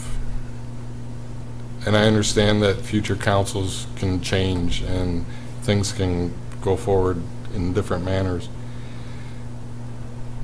But I think we have a pretty good working agreement that assists in whatever happened in the past does not happen in the future. So I would be for this TIF. I'm going to vote yes.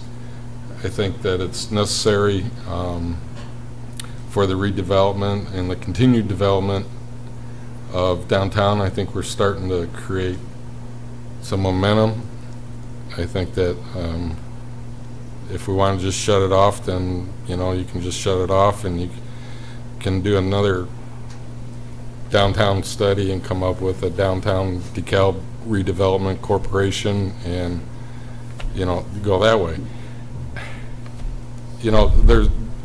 There's two ways to look at that. But I prefer to look at it this way, with the understanding that we're not going to abuse it. And I guess I'm asking for the public to trust, at least while I'm on the council, that the things that I have asked to be stopped in the past are going to be stopped going forward.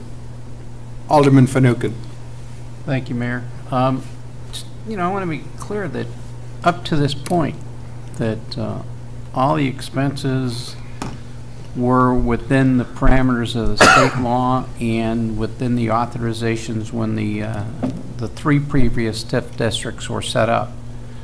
And one has since expired. But there was no illegality about it. I mean, one of the agreements we're making in the IGA that we'll discuss in a little bit and will be part of the TIF 3 will be no spending on public projects unless it's part of a bigger project that will help increase the EAV.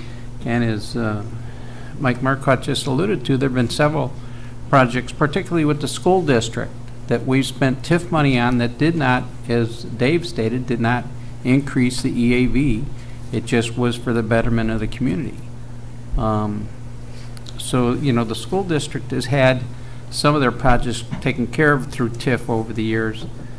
So, you know, I'm in favor of continuing with it. Obviously, we don't think we're not gonna do second reading tonight. That'll allow for some further information to be presented to us, but as it sits right now, I will be voting for it.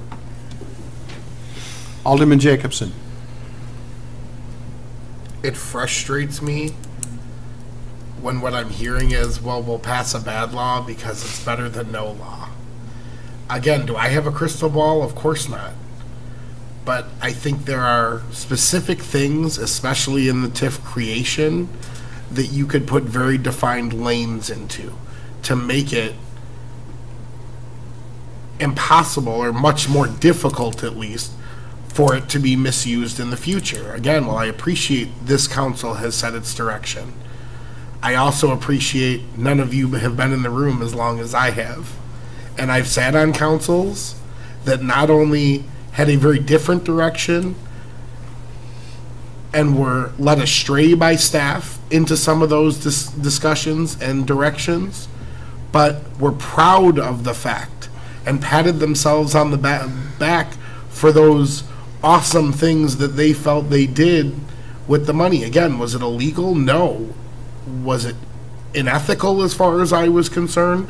Very likely, yes. Was it what the intent of what TIF should be to do? Again, in saying that and pointing out just the bad, again, then let's fix it. Let's put in things like we require a defined and demonstratable return on investment for the monies.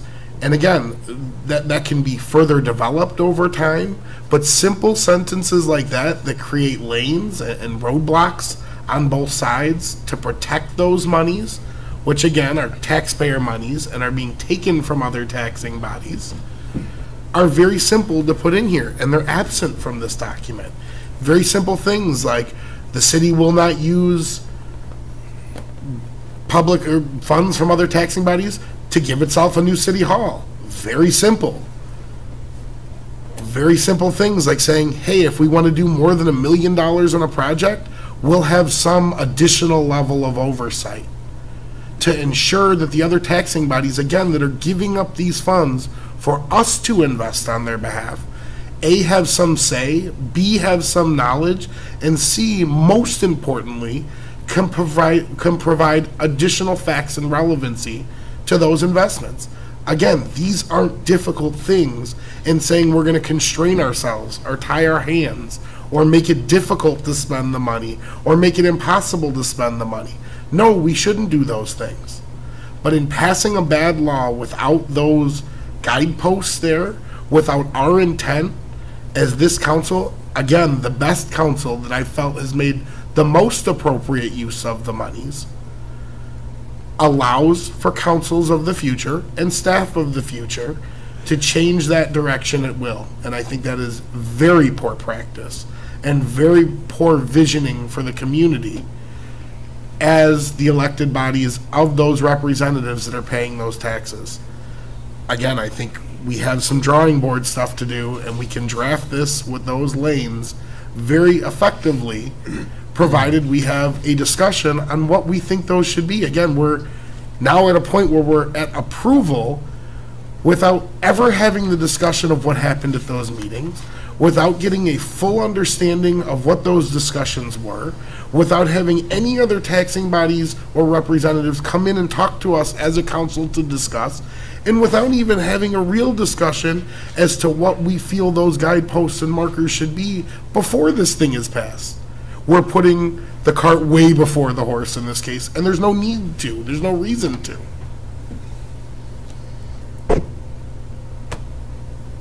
Alderman Verbeek. If we could carry out one simple exercise in the next couple of weeks with council support. I mentioned the business earlier, verandas. Let's come back in 2 weeks. How is our investment doing? What are the measures we have in place? Not to pick on one particular business, but I've seen nothing with regard to reporting of how this investment is doing.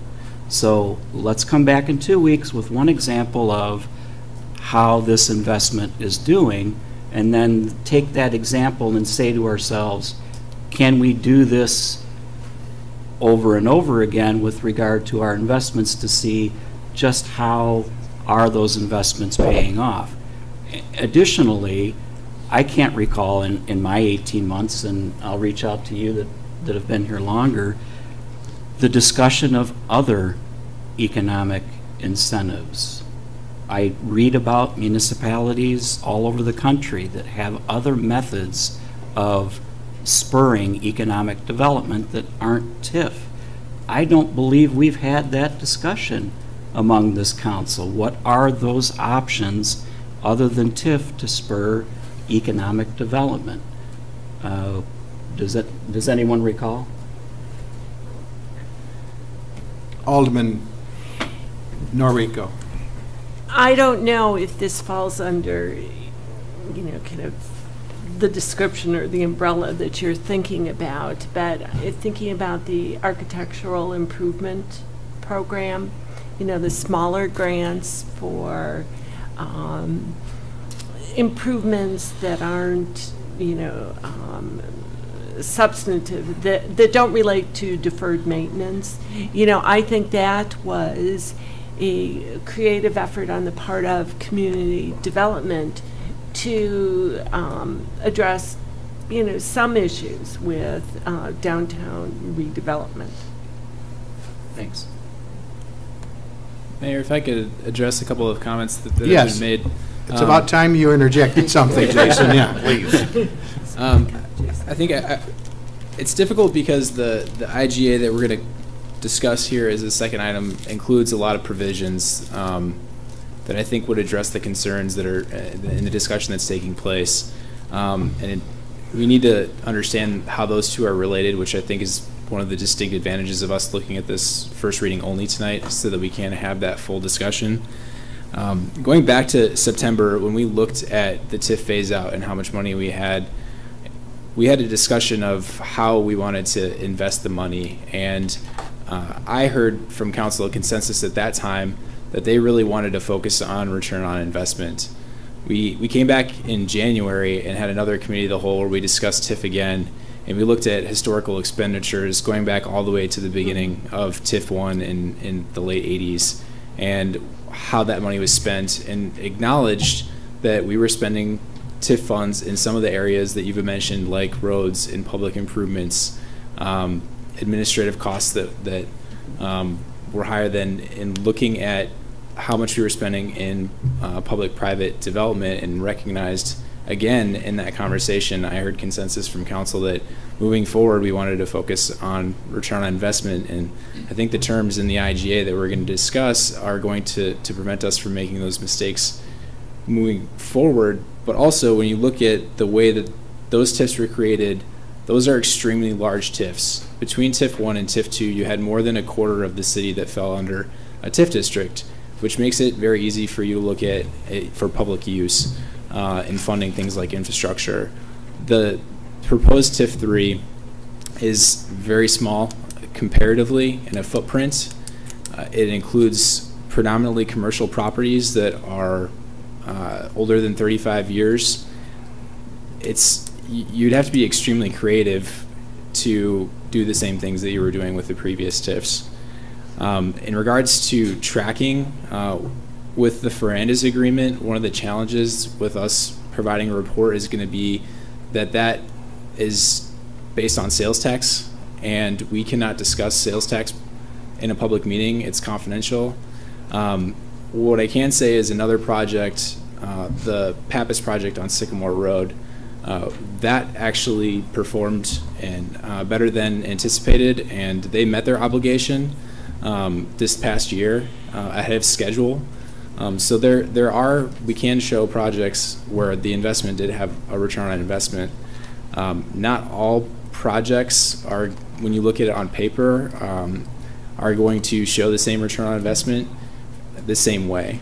Looking at projects that have sales tax generation and significant property tax generation, and then comparing that to something where you have that community benefit, like maintaining a school, investing in something like the Egyptian Theater, where the economic benefits are spin-off and extremely difficult to measure.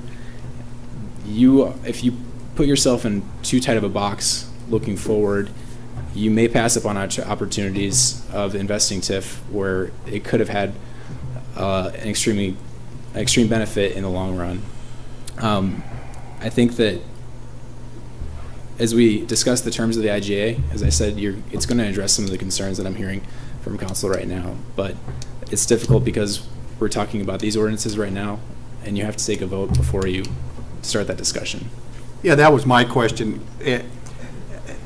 If we were to pass these ordinances on first reading, realizing that we're going to then consider them for second reading in a couple of weeks, is that going to allow enough time to address the concerns addressed by Alderman Fagan and Alderman Jacobson?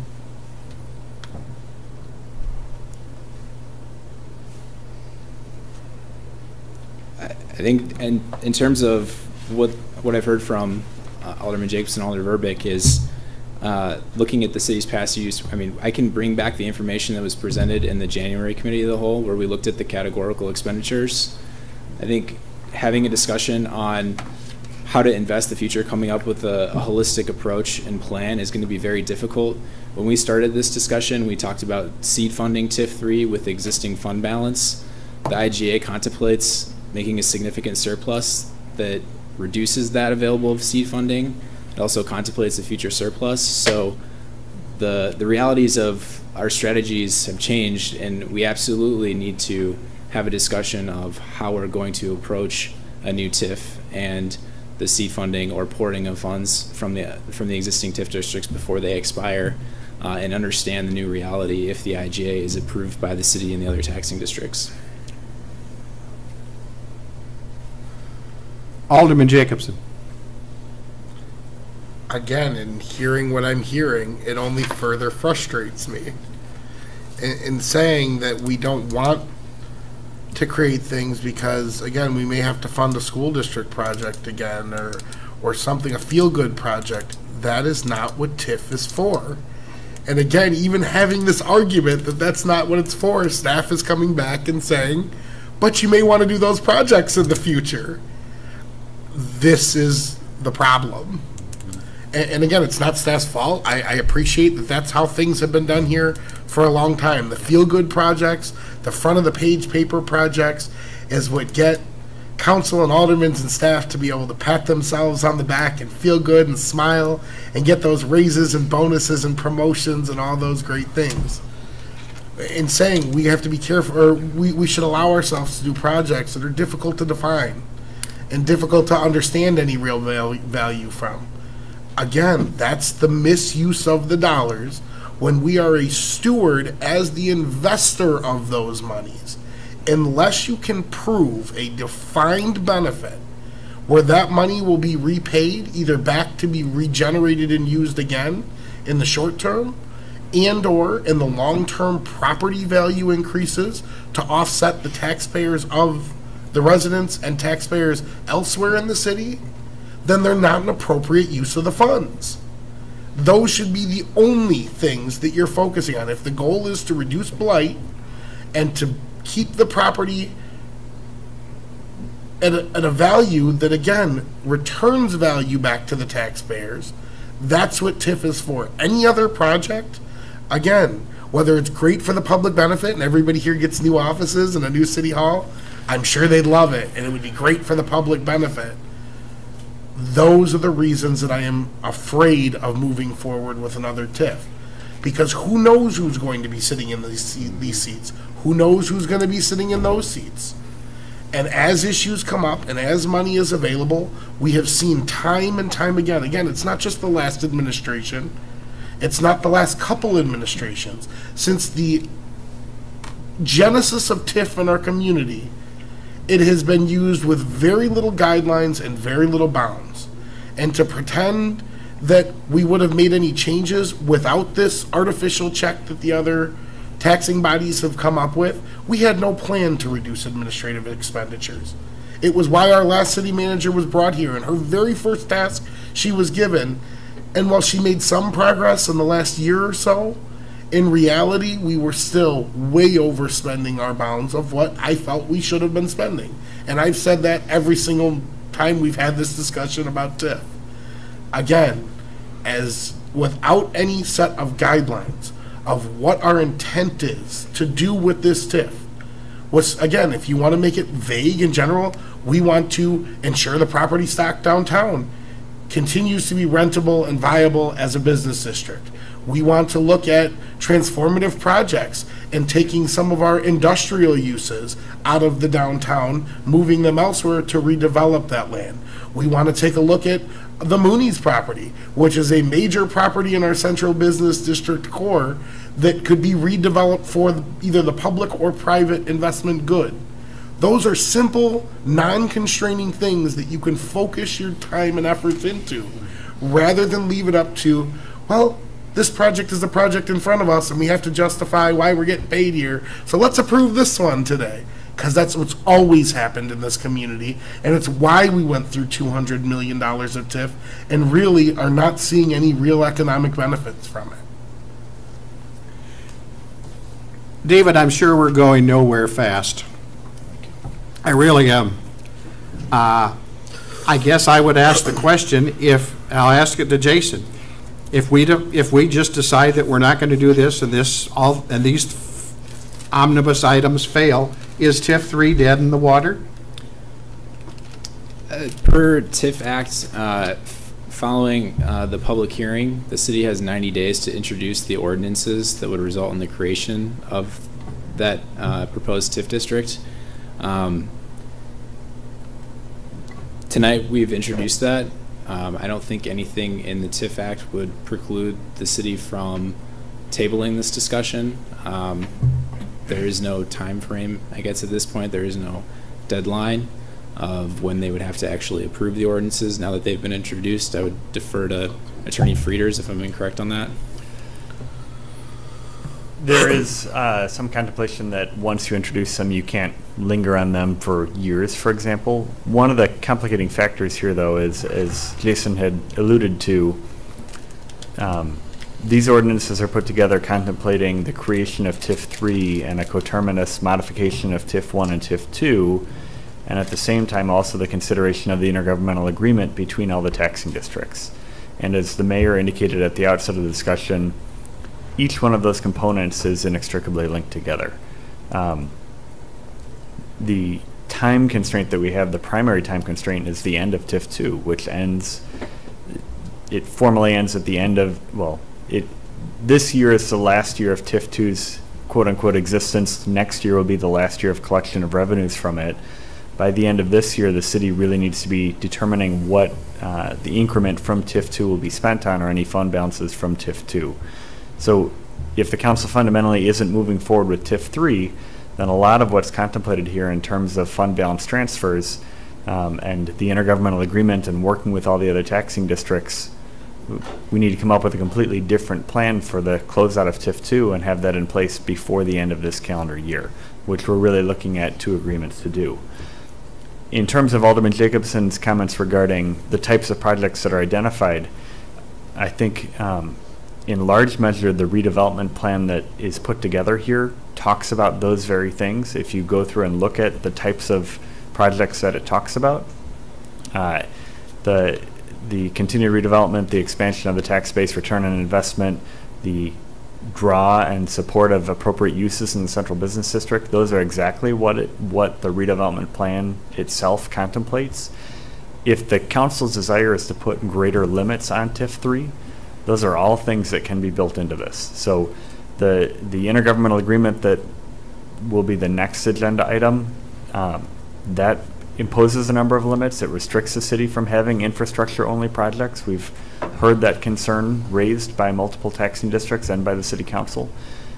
If there are additional constraints the council is interested in imposing, the city has the absolute ability to look at that and to implement those in an appropriate way to ensure that the direction of the council for the TIF carries forward. I think, as alluded to, there was a correspondence that's been received during the meeting from the county. That's something we certainly wish to look at. And as Jason said at the very outset of this, no one is recommending a waiver of second reading at this point. Our recommendation would be simply receiving and filing, and we can work through this at this meeting and the next meeting, and if necessary, a further meeting after that. But the primary time constraint isn't the TIF Act here. It is having a responsible plan for the closeout of TIF 2 that ensures that the other taxing districts understand what will happen with it and that we're following the council's direction so we don't end up with TIF 2 ending by default and no clear plan for what happens with the funds there, because that ultimately will be a detriment to the city and the residents. We call the question.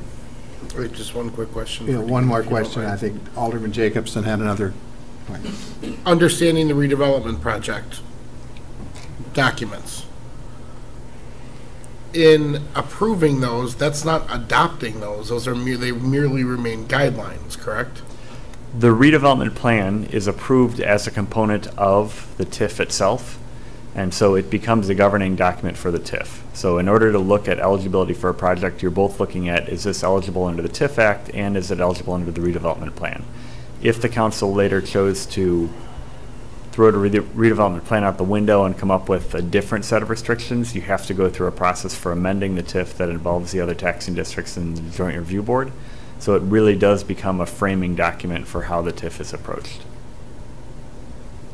Again, is it an advisory document or as No, it is a the binding Constitution, document. effectively?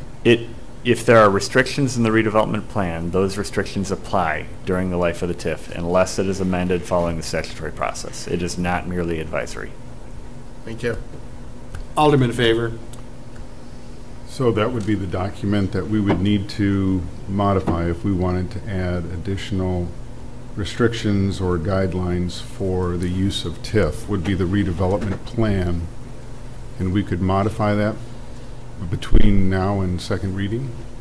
I'm going to defer to Attorney Freeze, but I do not believe so. I believe if we were to amend the plan from the way it was presented to the Joint Review Board, and at the time of the public hearing, we would have to go through those notice periods and hold those meetings again. That's correct. So if we wanted to add additional guidelines, as both Alderman Vervick and Jacobson have recommended, we'd have to do a whole new... So I'm not confident as I sit here that there would be time before the end of the calendar year to go back through the notice process and look at changing the redevelopment plan. If the council has interest, so one, I think there's significant value in focusing on that and looking at the restrictions that are in it. Because again, I think they're very closely aligned with some of the concerns that have been identified, particularly if you're looking at them within the lens of the intergovernmental agreement that's been proposed, which imposes further restrictions. If the council has interest in imposing even greater restrictions than what those two documents contemplate, then I think if we have some discussion about that and understand what they are, we can try and figure out the best way to frame it, whether it be working with the taxing districts to incorporate that in the IGA or otherwise having a framework that those become an enforceable part of kind of the governing documents for this TIF. Can we do that framing as you suggest, Dean, by passing this ordinance? Or excuse me, by passing these ordinances tonight and still tweaking them, to use the much overused term? Yeah, so receiving and filing these means that they're still subject to further consideration by council, and they could be subject to amendment, or the IGA could be subject to amendment, or if there are other tools that we need to utilize in order to ensure we're following council's policy directions, we can certainly look at what those are and bring those back with this.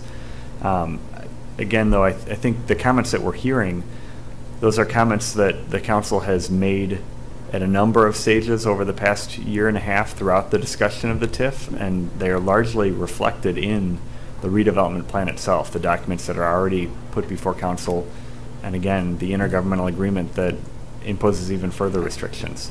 But if there are additional restrictions that are desired, once we understand what those are, we can look at the best way of implementing them.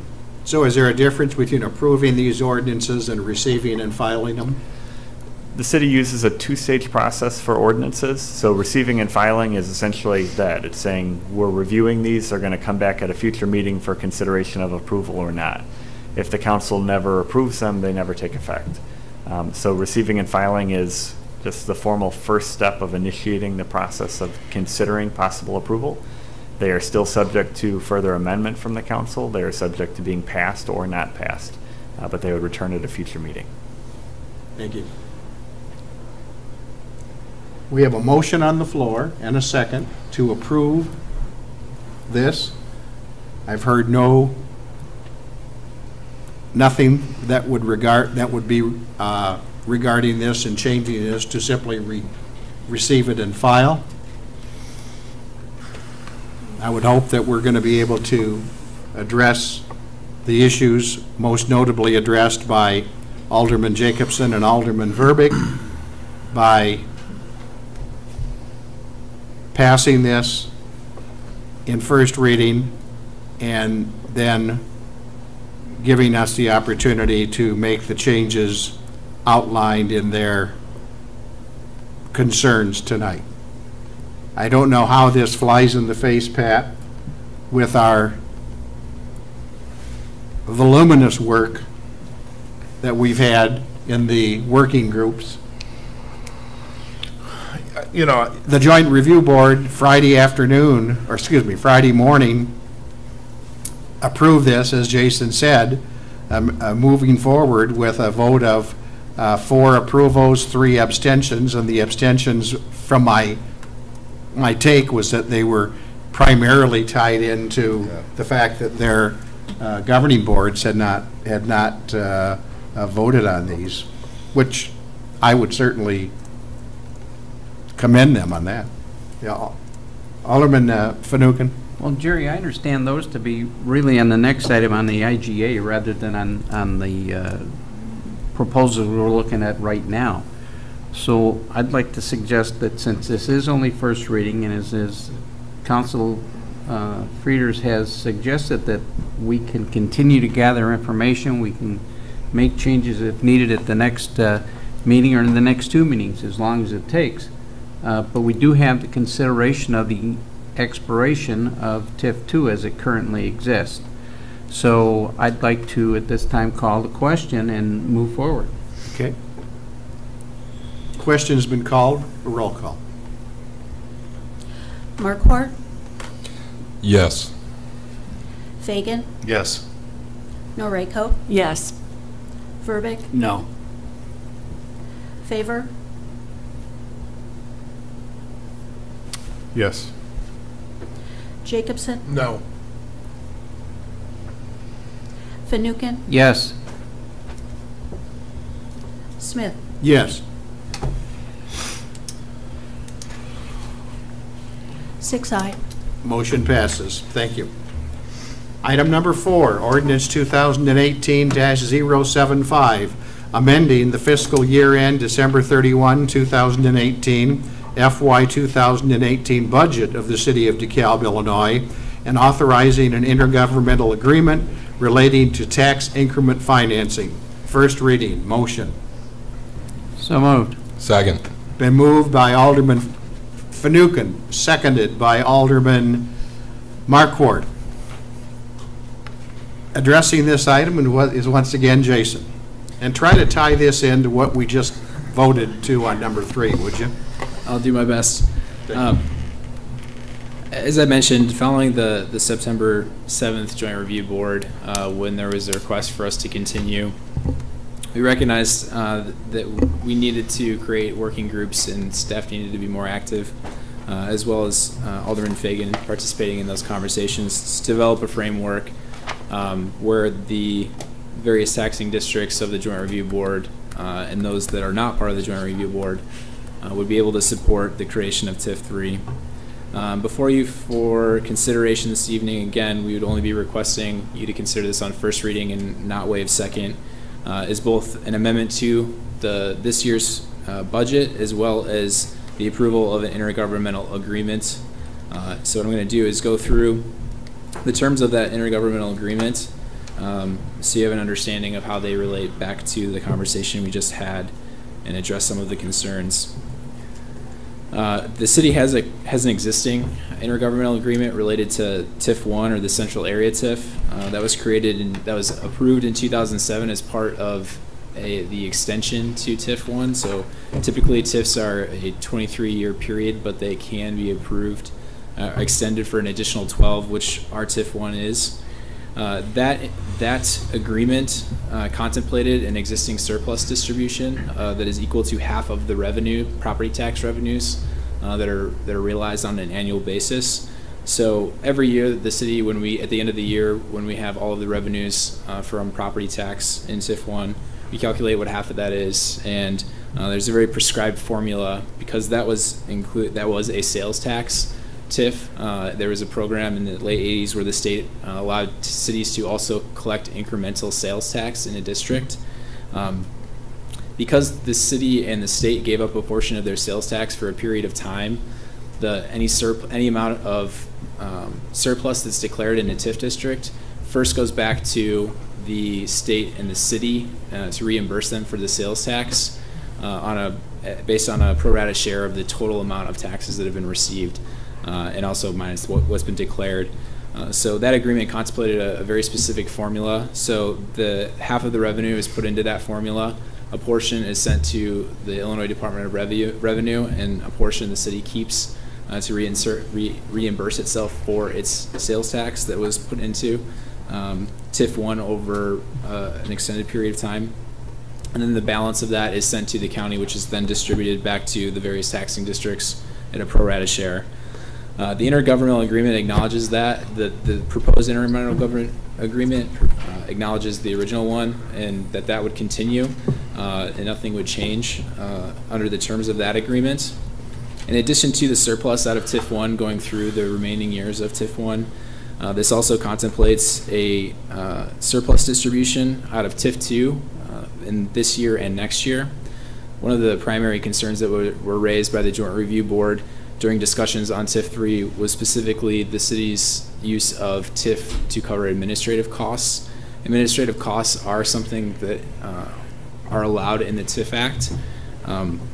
There's specific language on what exactly those are and how they're to be calculated, although it is extremely vague.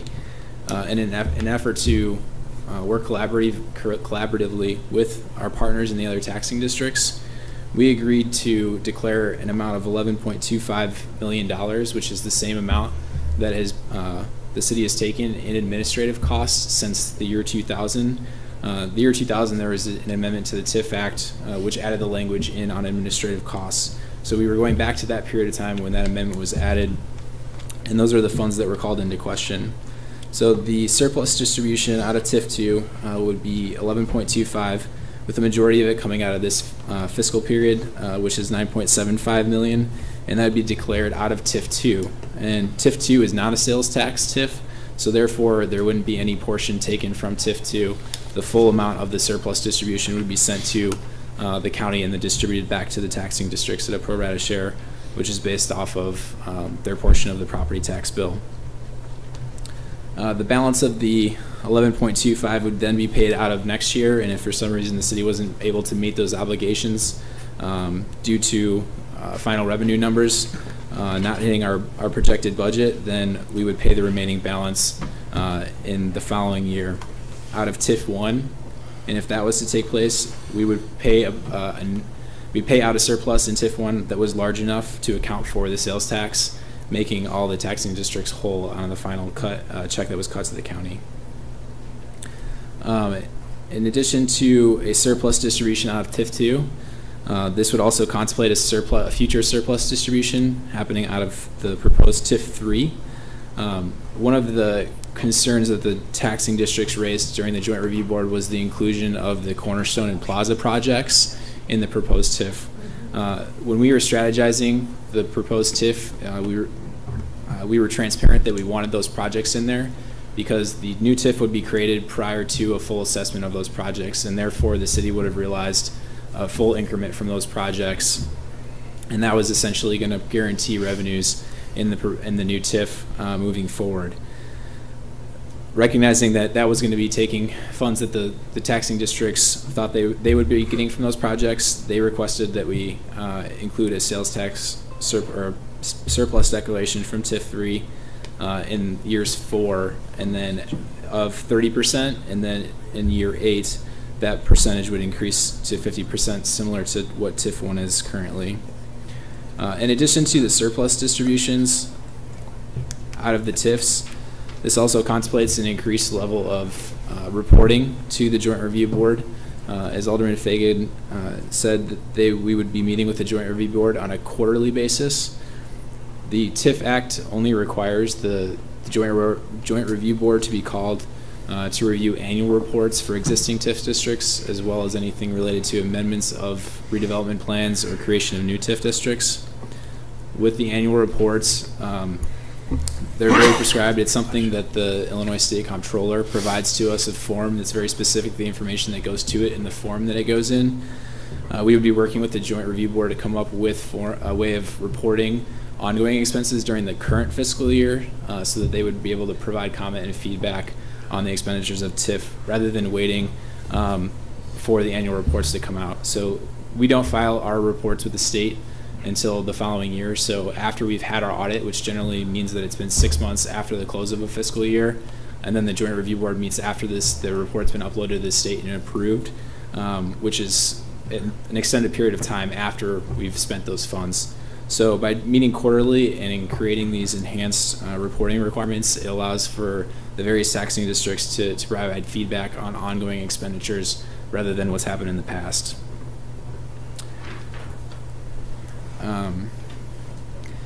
There's also some provisions in here on the use of TIF funds. One of those specifically is the total amount of administrative costs that the city would be able to declare over the life of TIF 3, which is $2.5 million over a 23-year period. That averages $108,000 a year, which is significantly less than what the city has taken in the past. In addition to that, it also has language contemplating the use of TIF funding for public infrastructure. We would not be able to use that for maintenance. It would have to be directly tied to a redevelopment project. So if a project came in and it required a sewer or water main upgrade or a road expansion, something of that nature, we would be able to use TIF for those qualifying infrastructure costs, but nothing for existing maintenance.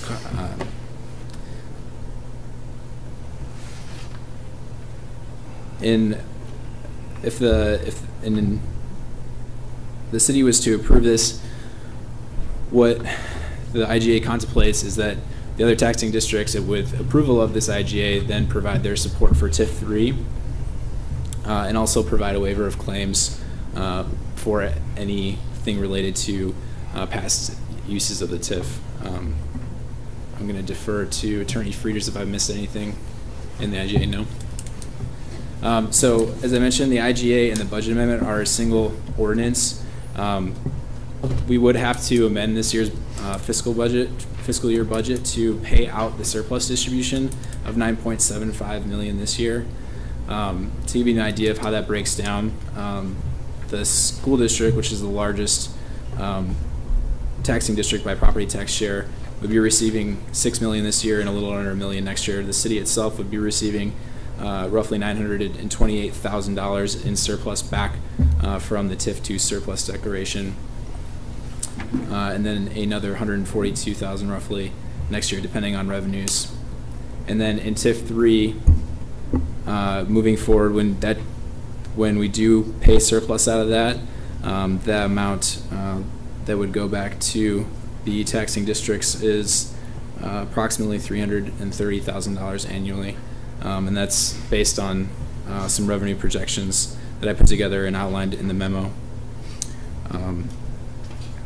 We would be reversing the existing transfers. So if you remember past budget amendments, when we were approving projects in TIF 1, we did do transfers out of TIF 2 into TIF 1 to fund those. We would be reversing that and then also sending some more money from TIF 1 to cover our obligation for the surplus that's considered in the IGA. And with that, I would entertain any questions that you have about the IGA or the budget amendment. Okay, it's been moved and seconded, and Jason made the presentation. Comments, please. If I could add one comment. Yes, please. We are working very cooperatively with the other taxing districts that are parties to this agreement, and as we've continued working through this, there have been some minor language issues that we're working through. That's part of the reason why we're recommending this on first reading only this evening. There have been over a dozen versions of this done as we've redlined back and forth with the different taxing districts. There may be the potential that there are some minor revisions between now and when this returns on second reading, if it does return, and we will identify those to the council if they do come back. But I do want to make it clear that it's a possibility. Thank you. Alderman Markwart.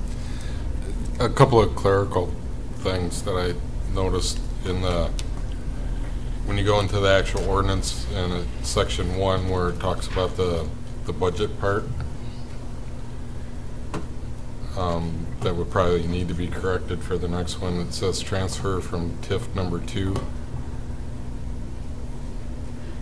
That first number there's not necessarily a number. It needs a decimal or something different. Where's that, Mike?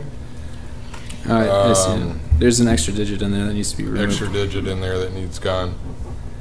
And then the next line down, I'm assuming should correspond with under TIF 2 transfer from Central, transfer to the 3,667,000. If you're, as I just mentioned, we had done a previous transfer from TIF 2 to TIF 1. The amount that we need to transfer into TIF 2 is actually greater than that amount, so that's the discrepancy between those two numbers. Okay, thank you. Alderman Jacobson. First question, of I'm sure many. What does the city plan to do with its $900,000 share? The IGA contemplates a reduction in our administrative costs. If you look at the amount that the city in this budget amendment would be reducing from what we had budgeted in transfers to our general fund, a large portion of that is eaten up. So it's not quite. It's the 900,000 is more than that. The rest of that is up to you guys to determine in the budget. And how much of that is eaten up? How much of that is what, Dave? Eaten up in year 1. Okay. I believe I don't have the exact figure, but I believe it was about 800,000 this year that we had, and this would reduce the TIF transfer to the general fund to 180. Again, with that in mind,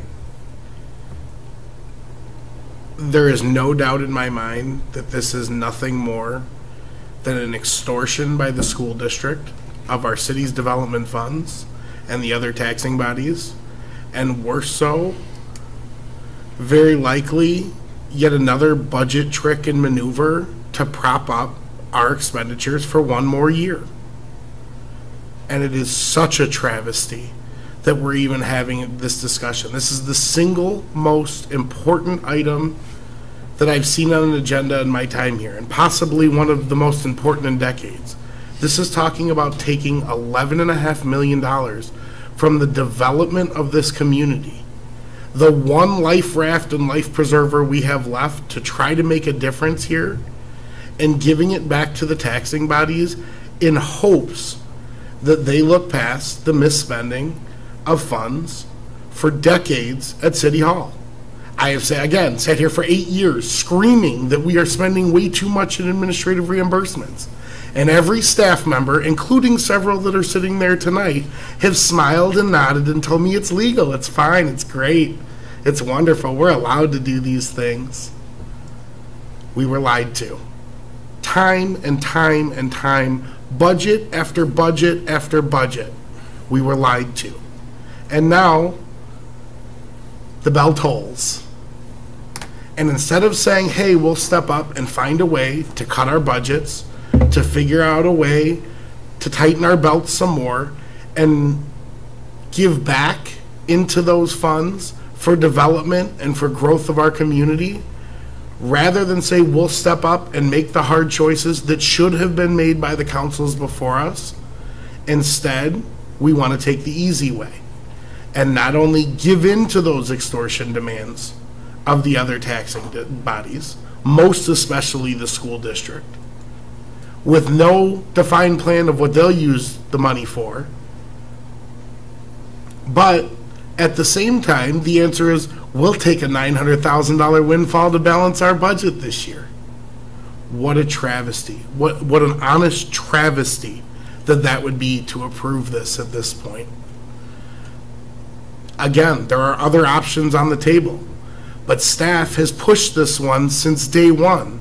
Why? Because it keeps the shell game going. They all keep getting paid for one more year. This is the example that the previous mayor and previous councils got very angry with me and saying, how dare you say that the inmates are running the prison or the crazies are running the asylum. This is it. It's in front of us. They want $1 million windfall to prop up the budget for 12 more months to keep getting paid so we don't have to make any more cuts. And that opportunity is presenting itself by offering an $11.5 million surplus declaration. That was the answer that's been pushed from staff through the mayor to this council. I have said from day one that I would be vehemently opposed to even discussing that answer. And while I appreciate that significant work has gone in to at least hoping the other taxing bodies either accept the extortion or in some cases bribe that we're offering them, again, it is at the significant detriment of the community. If indeed some or all of these funds were used potentially inappropriately, unethically, as far as I'm concerned wrongly, whether it was legal or not, then it's our responsibility to make good on those funds and replace those funds, not double the loss to the community by giving it back to other taxing bodies to support their operations this year in windfall amounts that don't provide any of that investment back into the community. Please, please, please don't approve this. I feel like Bessie standing at the dais. Please don't approve this.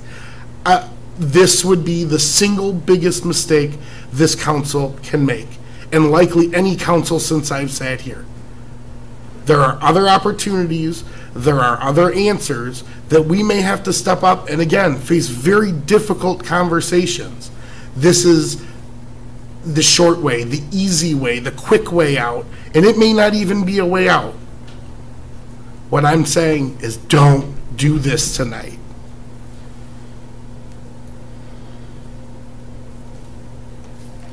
Thank you, David.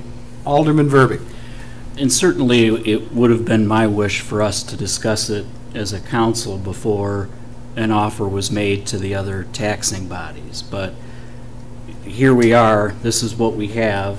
Certainly credit to Mayor Smith and Alderman Fagan for the amount of hours that they put into this work in addition to staff time. But it is, Alderman Jacobson, you did a pretty good job of describing it. It is really a travesty because it fully takes away from the notion of what TIF was meant to do. Those properties in the TIF districts are entitled to those amounts for use of redevelopment. And I understand the negotiation with the other governing bodies to try to make this all nice prior to approval of TIF 3, but again, it's commingling. It's making one thing better to go ahead with another that I understand the restrictions put in place, but I question whether or not they really stay in place through the life of the TIF.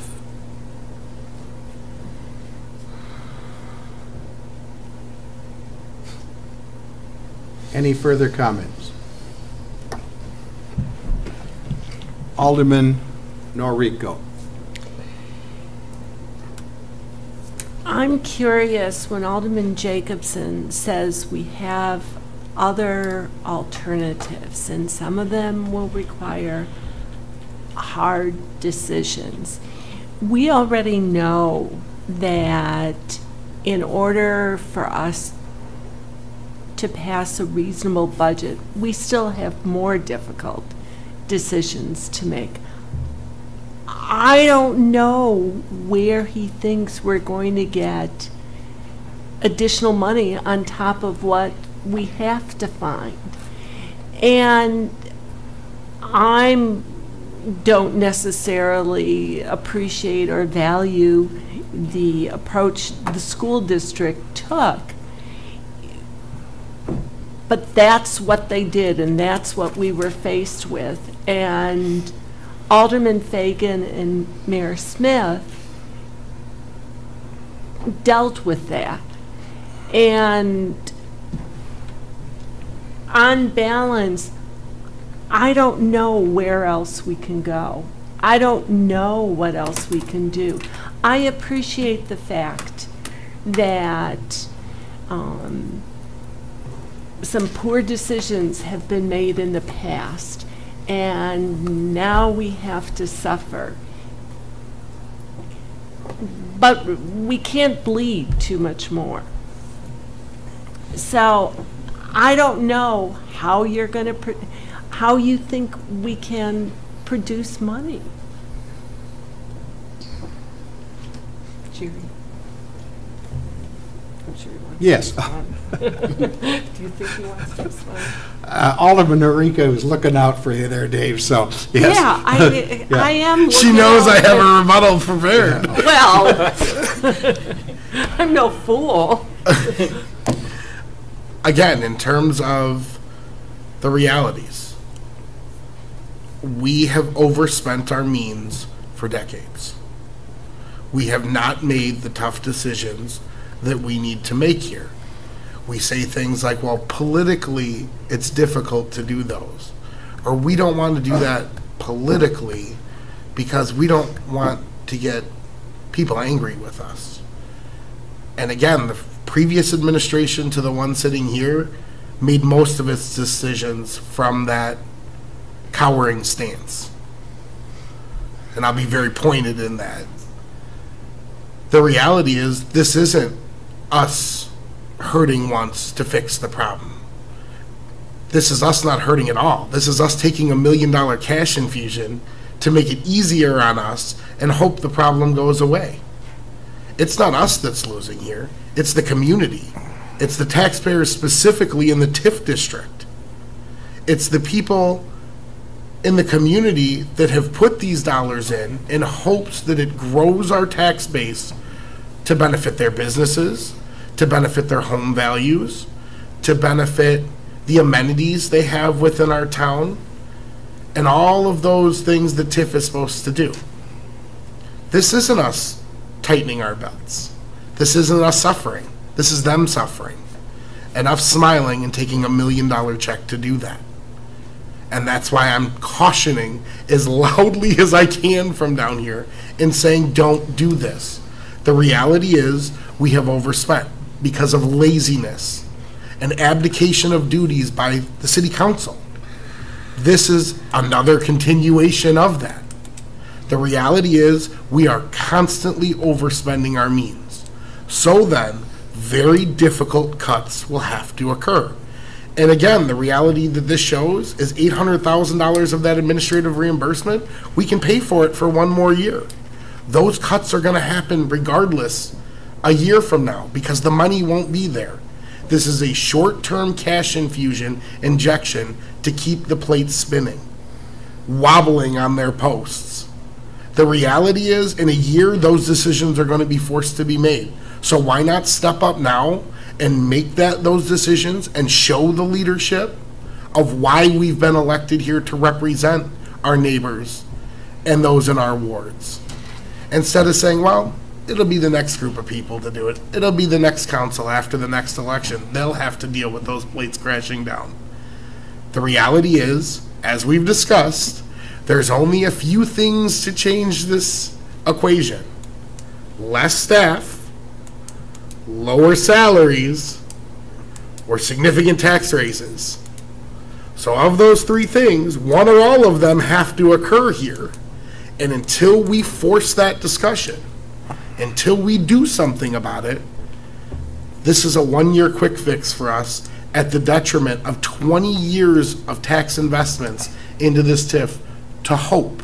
And again, it's not a sure thing by any stretch, as we've seen from other emails and other discussions, to hope maybe this is enough to bribe the other taxing bodies into forgetting that we've used their money to cover our expenses.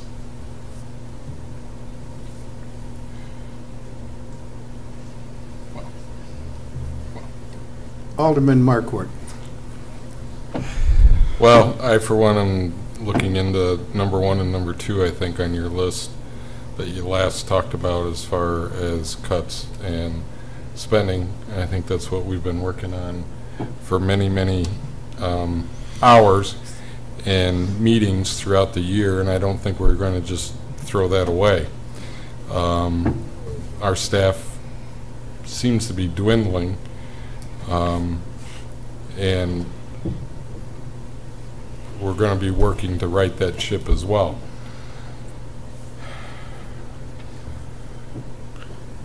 As far as taking... I won't interrupt you. Guess what? Sorry. All the work's getting done. Look, we're still here in a meeting. The lights are on. The roads are getting plowed. All the work's getting done, even with all these bodies missing. I'm just talking about being right-sized. And to be quite honest,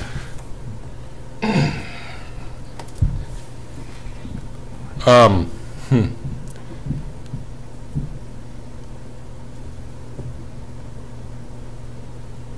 going to pause and be quiet.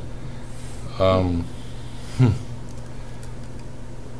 do not like to be generalized, and I'm not going to be quiet. I don't like to be generalized, David, in a lot of those things that you say, because I take this very seriously. And I think that there's a lot of work going into this, and I'm not voting for tax increases. And I think we need to trust each other that we are going to work on fixing this the right way in the time that we have.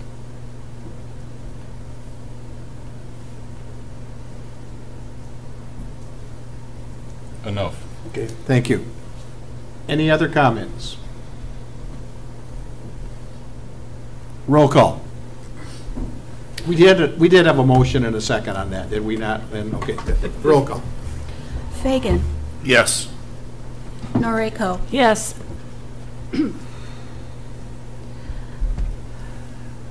Verbic. No.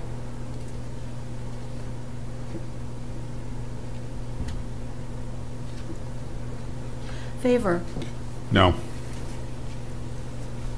Jacobson. Absolutely, unequivocally, no. Fanouken. Yes.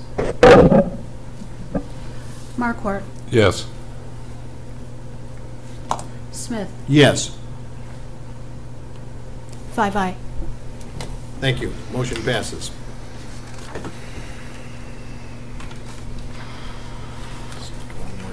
It was called to my attention that now that we are through 4 items of our 27-item agenda, that we might want to take a recess. Is there any thought that we need to do that, or should we move forward? Let's take a 5. Let's take a recess? Yeah. Let's take about a 5-minute recess. Thank you.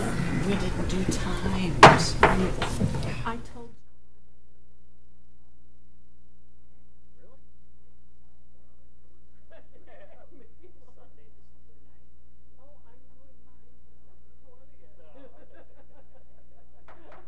Yeah.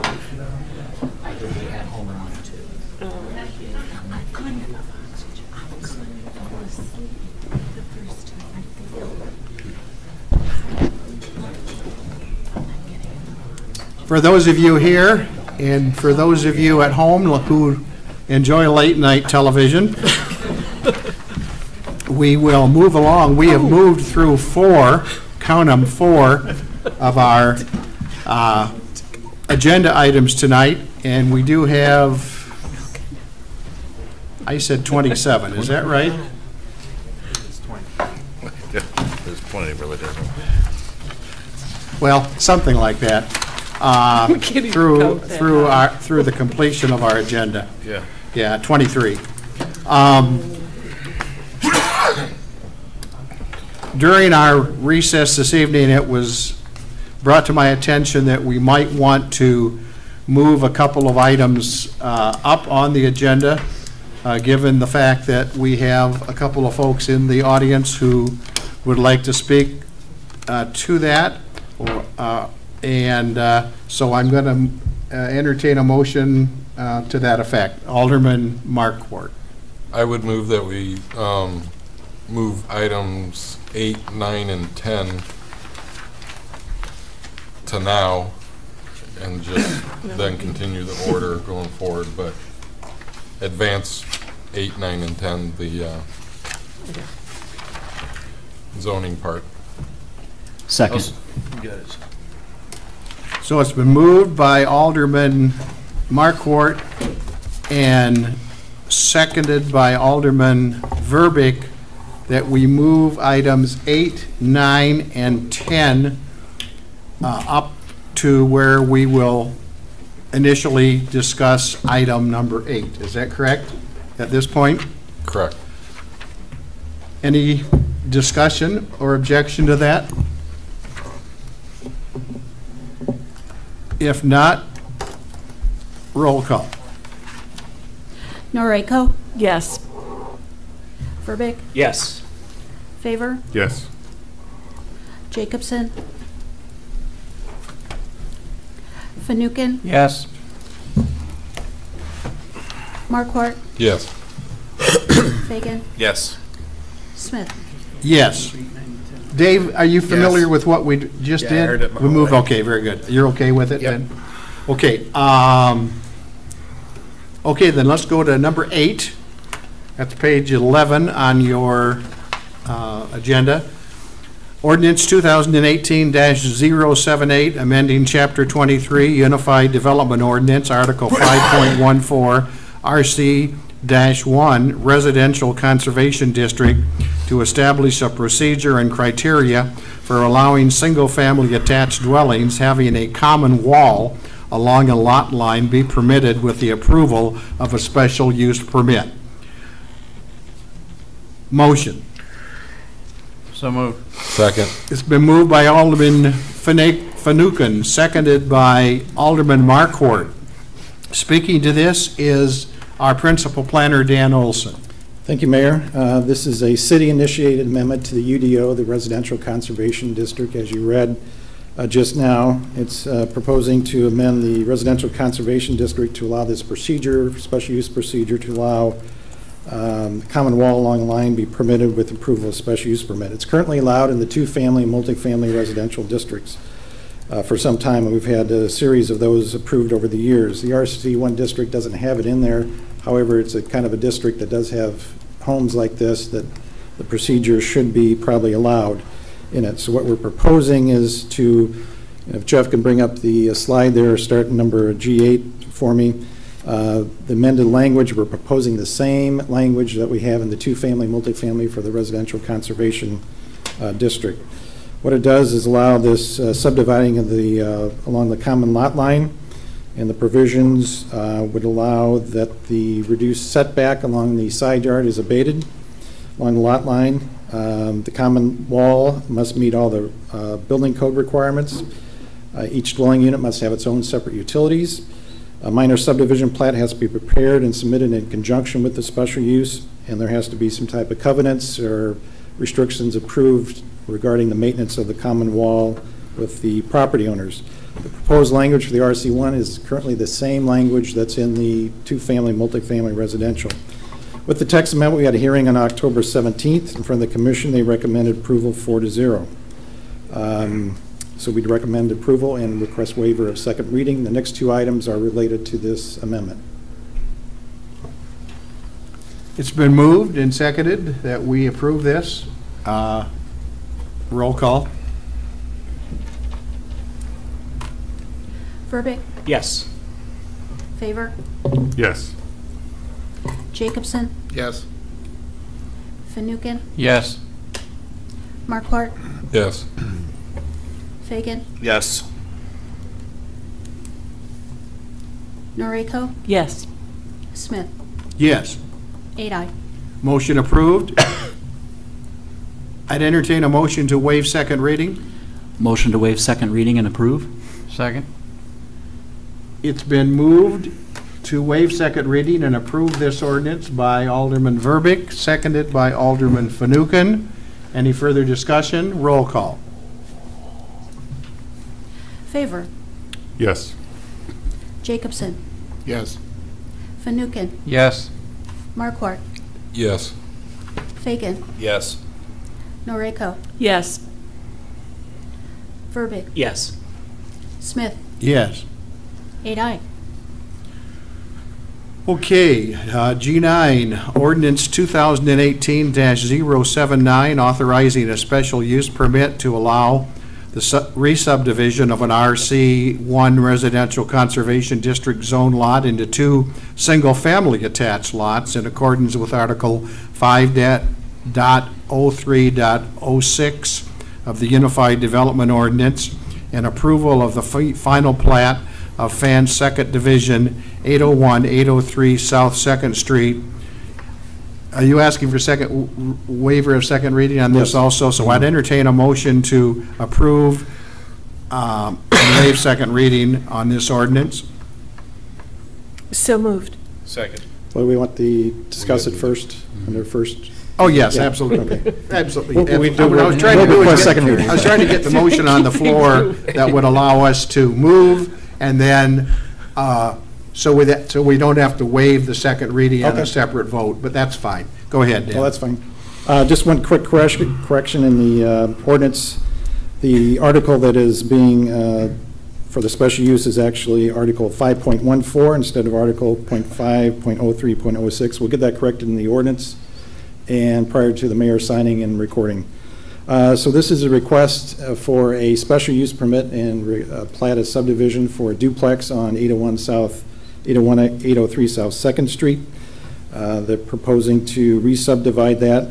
There's a common lot line wall between the two buildings. You see the home there from a street view. So this is in the RC1 district. We just did a text amendment allowing this procedure to happen. So they submitted a plat of re-subdivision. The plat meets all the requirements. That's this recently approved text amendment regarding lot size, lot width, et cetera. They also submitted a cross-access easement that was reviewed by a city attorney. All the requirements have been met. They have separate utilities on there. They meet all the requirements. Hearing was held by the commission on October 17th. They recommended approval 4-0. There was no public comment at the meeting. We did get several resident letters. The applicant did provide several resident letters that got signed in support of this, and those are provided in your packet also. So they met all the conditions of the commission's recommendation at their meeting, and this is presented to you for the special use and plat approval, and they are requesting waiver of second reading. Bob Fant, the owner, he's the applicant, is here if there's any questions regarding this particular project. Okay, we'll take the first reading. First of all, roll call. Jacobson, Yes. Fanouken, Yes. Markwart, Yes. Fagan, Yes. Noriko, Yes. Verbic, Yes. Favor, Yes. Smith. Yes. 8 aye. I'd entertain a motion to waive second reading and approve this ordinance. So moved. Second. It's been moved by Alderman Fanouken, seconded by Alderman Markwart. Roll call. Fanouken, Yes. Markwart, Yes. Fagan. Yes. Noriko. Yes. Verbic. Yes. Favor. Yes. Jacobson. Yes. Smith. Yes. 8 aye. Motion passes. Item number 10, ordinance 2018-080, authorizing a special use permit to allow the re-subdivision of a TFR, two-family residential zoned lot, into two single-family attached lots in accordance with Article 5.03.06 of the Unified Development Ordinance, and approval of the final plat of Fence First Division, 722-724 Grove Street. First reading, motion. So moved. Second. It's been moved by Alderman Noriko, seconded by Alderman Fagan. Any discussion? Roll call. Markwart. Yes. Excuse me, Dan, did you, you wanted to explain this, didn't you? Be very brief. This is Yeah. the same. This is the same procedure we just went through. The locations on Grove Street. It's zoned two families, so in that district, this procedure is already in place. So they've met all the requirements. The hearing is on the 17th. The commission recommended approval, unanimous. We had several letters of support from the surrounding neighbors. And again, requesting waiver of second reading. Okay. It's been moved and seconded that we approve this on first reading. Roll call. Fagan. Yes. Noriko. Yes. Verbic. Yes. Favor. Yes. Jacobson. Yes. Fanouken. Yes. And Smith. Yes. Mayor Smith, I'd like to. 8 aye, unless Alderman Marquardt wants to change his mind. I haven't voted. I had you voting in the first round. That's where we are. You started off with me. Yeah. No, that's not what I have. All right. So do we have all the votes? Yes. Okay. So now we're, I'd like to make a motion to waive second reading. okay. It's been moved that we waive second reading on this. That motion made by Alderman Fagan, seconded by I'll second. Alderman Noriko.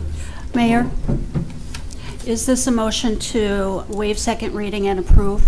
Yes, waive second reading and approve. Thank you. Roll call.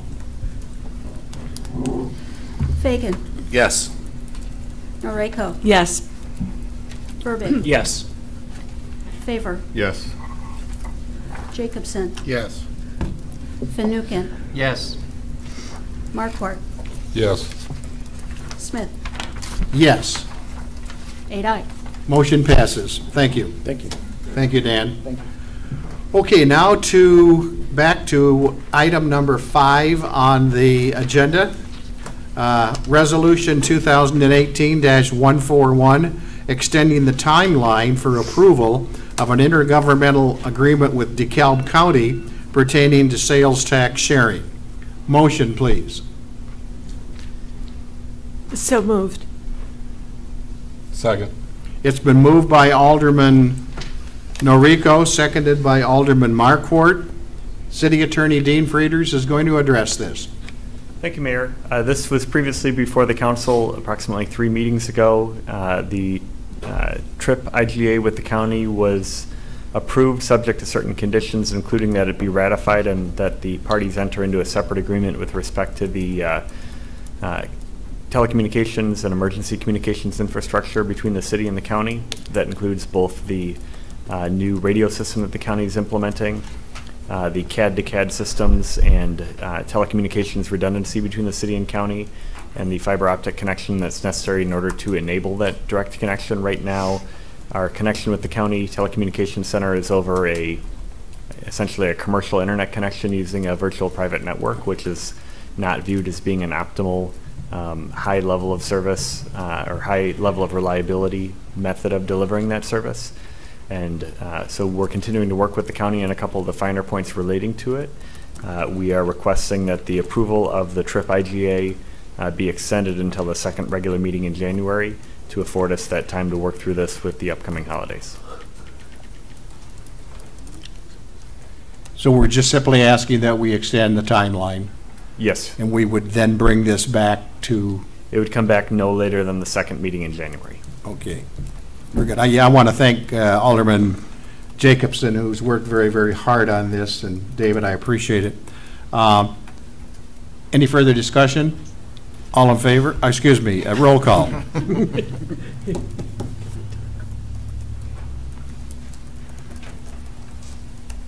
Noriko. Yes. Verbeek. Yes. Favor. Yes. Jacobson. Yes. Fanouken. Yes. Markwart. Yes. Fagan. Yes. Smith. Yes. 8 ayes. Resolution passes.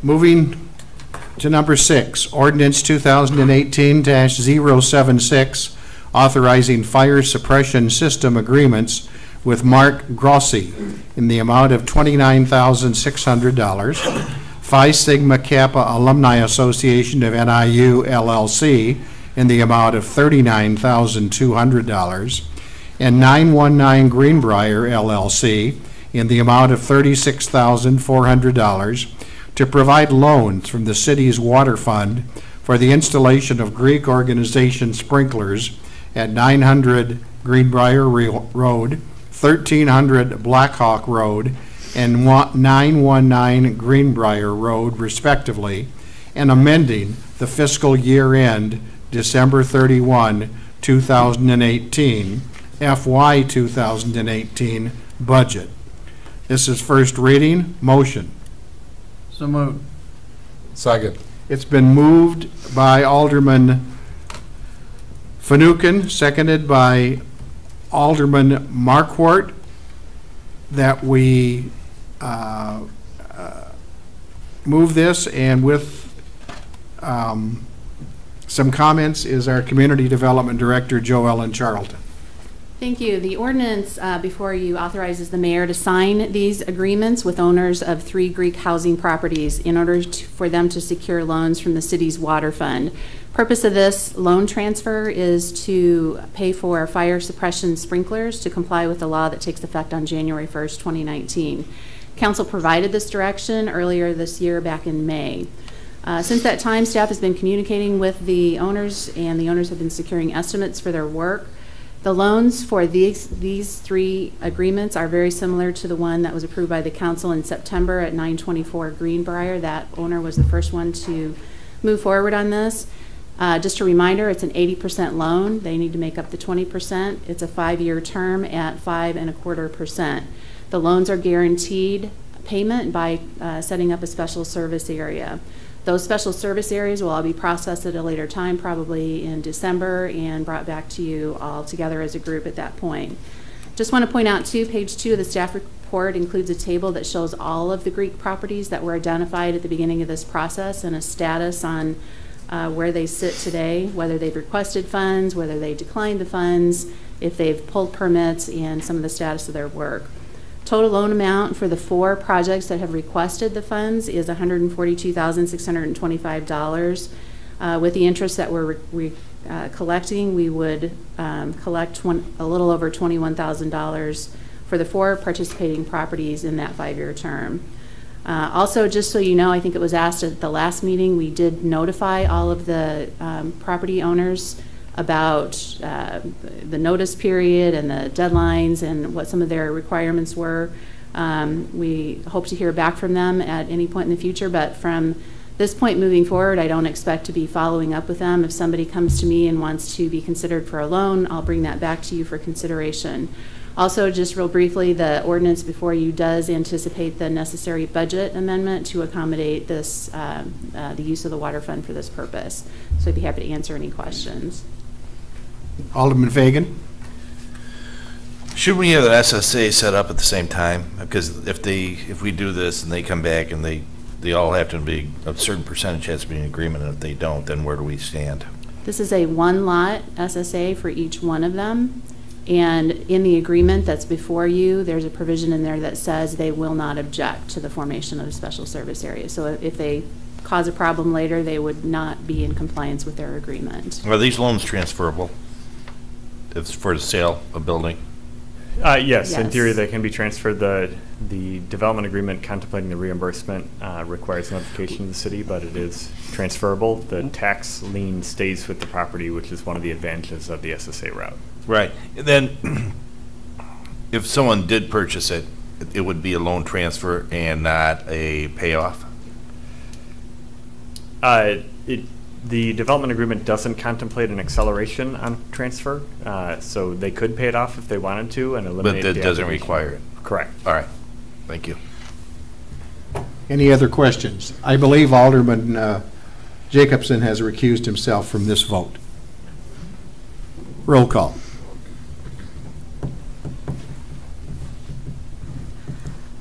Verbic. Yes. Favor. Yes. Fanouken. Yes. Markwart. Yes. Fagan. Yes. Noriko. Yes. Smith. Yes. 7-0. Motion passes. Are you requesting second reading, or waiver of second reading? As a unanimous vote, that has been the council's past policy. If you wish to do that, otherwise we can Move bring to it back. waive and approve. Second? It's been moved and seconded that we waive second reading and approve this ordinance. Any further discussion? Roll call, please. Okay, I need to ask if it was Alderman Fanouken who moved Yes. and Alderman Fagan who seconded? Yes. Yes. Thank you. Thank you. Favor. Yes. Fanouken. Yes. Markwart. Yes. Fagan. Yes. Noriko. Yes. Verbic. Yes. Smith. Yes. 7-0. Motion passes. Thank you. you, Joe Ellen. Item number 7, ordinance 2018-077, amending Chapter 1, General Provisions by adopting Section 1.23, Collection of Fines or Charges. This is first reading. I would entertain a motion, please. So moved. Second. It's been moved by Alderman Noriko, seconded by Alderman Markwart. And once again, City Attorney Dean Frieders is speaking to this item. Thank you, Mayor. As the council has previously discussed on a number of occasions, the city has adopted an administrative hearing process for the contemplation of ordinance violations. Formerly, when those were undertaken through the circuit court, the collections methodology that the city used was that of the circuit court. So either enforcement via court order or the compulsory action of the court, or use of the circuit clerk's existing collections methodology. With the adoption of the administrative hearings, the city is no longer eligible for that process. We currently have pending a request for qualifications from, or I suppose request for proposals from collections firms that will be returning back to council hopefully before the end of the year to put a vendor into place to provide collection services to the city. This ordinance implements a methodology by which cases can be referred to that process. So it undertakes a number of things. One, it indicates that the city can adopt internal procedures to determine what types of cases or debts are referred to collections.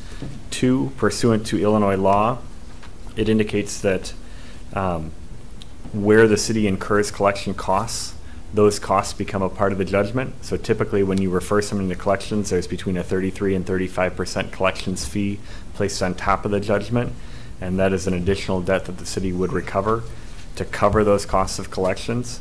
It's not any additional administrative fee to the city. It is merely covering the actual costs of collections that follows the same process that the circuit clerk uses. Three is clarifying, because we would be taking actions to collect these debts, if we have someone that makes an offer of compromise to pay a portion of a judgment, for example, where is authority for that kind of resolution to occur. So what this contemplates is, within the respective authority of the finance director and city manager, they can determine that a debt within their spending authority would not be probable of recovery and they could write it off. In excess of that would require the city council approval. And then with regard to actions that the city enforces as administrative hearings or ordinance violations, that the city attorney would be authorized to settle or resolve those. Again, that is strictly limited to cases that the city is prosecuting. We're not talking about civil litigation or other types of litigation that may result. But because in theory, city ordinance violations can accrue potential daily fines of up to $750 per offense. An offense that goes on even for a month or two can accrue significant fines. So we wanted to clarify that in cases where we're resolving claims like that, that the city attorney would have the authority to resolve those as a component of the prosecution of the case without a concern about spending authority, because the city attorney has no spending authority. Happy to answer any questions you may have. Any questions or comments from Dean on this? If not, roll call, please.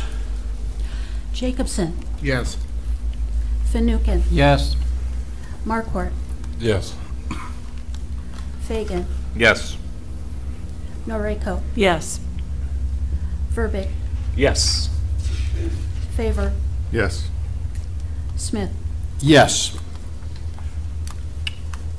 One second reading on At the council's preference? that. Yep. I'd like to make a motion to waive second reading and approve. Second. It's been moved by Alderman Fagan, seconded by Alderman Fanouken, that we waive second reading and approve this ordinance. Any further discussion? Roll call, please. Fanouken. Yes. Markwart. Yes. Fagan. Yes. Noriko. Yes. Verbic. Yes. Favor. Yes. Jacobson. Yes. Smith. Yes. 8-0. Motion passes. Thank you. Okay, skip by 8, 9, and 10. We're on number 11. Motion to accept the Planning and Zoning Commission's findings of fact and recommendation to deny a special use permit to allow the construction of 22 residential units on 2 floors be constructed above existing first floor space designed and previously used as an indoor theater that has been vacant for several years at 1015 Black Hawk Road. Motion. So moved. Second. Mike, did you make that, or? Okay. No, Tony. Motion made by Alderman Favor, seconded by Alderman Markwart. Speaking to this item is Community Development Director Jo Ellen Charlton. Thank you. As the mayor just read into the record, this item was prepared as a motion that you accept the Planning and Zoning Commission's recommendation on this case, which was to deny the applicant's request for the special use as was outlined in his application. The Planning and Zoning Commission held the public hearing for this case at their regular October 17th, 2018 meeting. It's important to note that although this was submitted and reviewed as a new petition, the proposal was very similar to a proposal that was considered by the city in 2016. Many of the same issues that were identified in the staff report for this most recent case were outlined in detail in the Planning and Zoning Commission and council reports prepared for the 2016 case. In fact, the proposals are so similar that one would assume that if someone were to resubmit the case, they probably would go back to those reports, see what was missing, and then make modifications to their plans in response to those concerns. Instead, the proposal that was submitted was very similar with regard to bulk and layout of the project. They did make some changes on use assumptions and some modifications to the parking lot. Another distinctive factor that didn't exist in 2016 when this was first considered was that in late 2017 there was a partial roof collapse on this property. And despite the applicants or the property owners having received a permit to secure stabilization work for that project, the city never did receive confirmation that the work was completed. We have not completed any inspections on it. We also have made repeated requests to the applicant to provide us with documentation that the weight of the addition on top of the building could be supported by the existing structure, and we were never provided with anything in writing that the building could support that.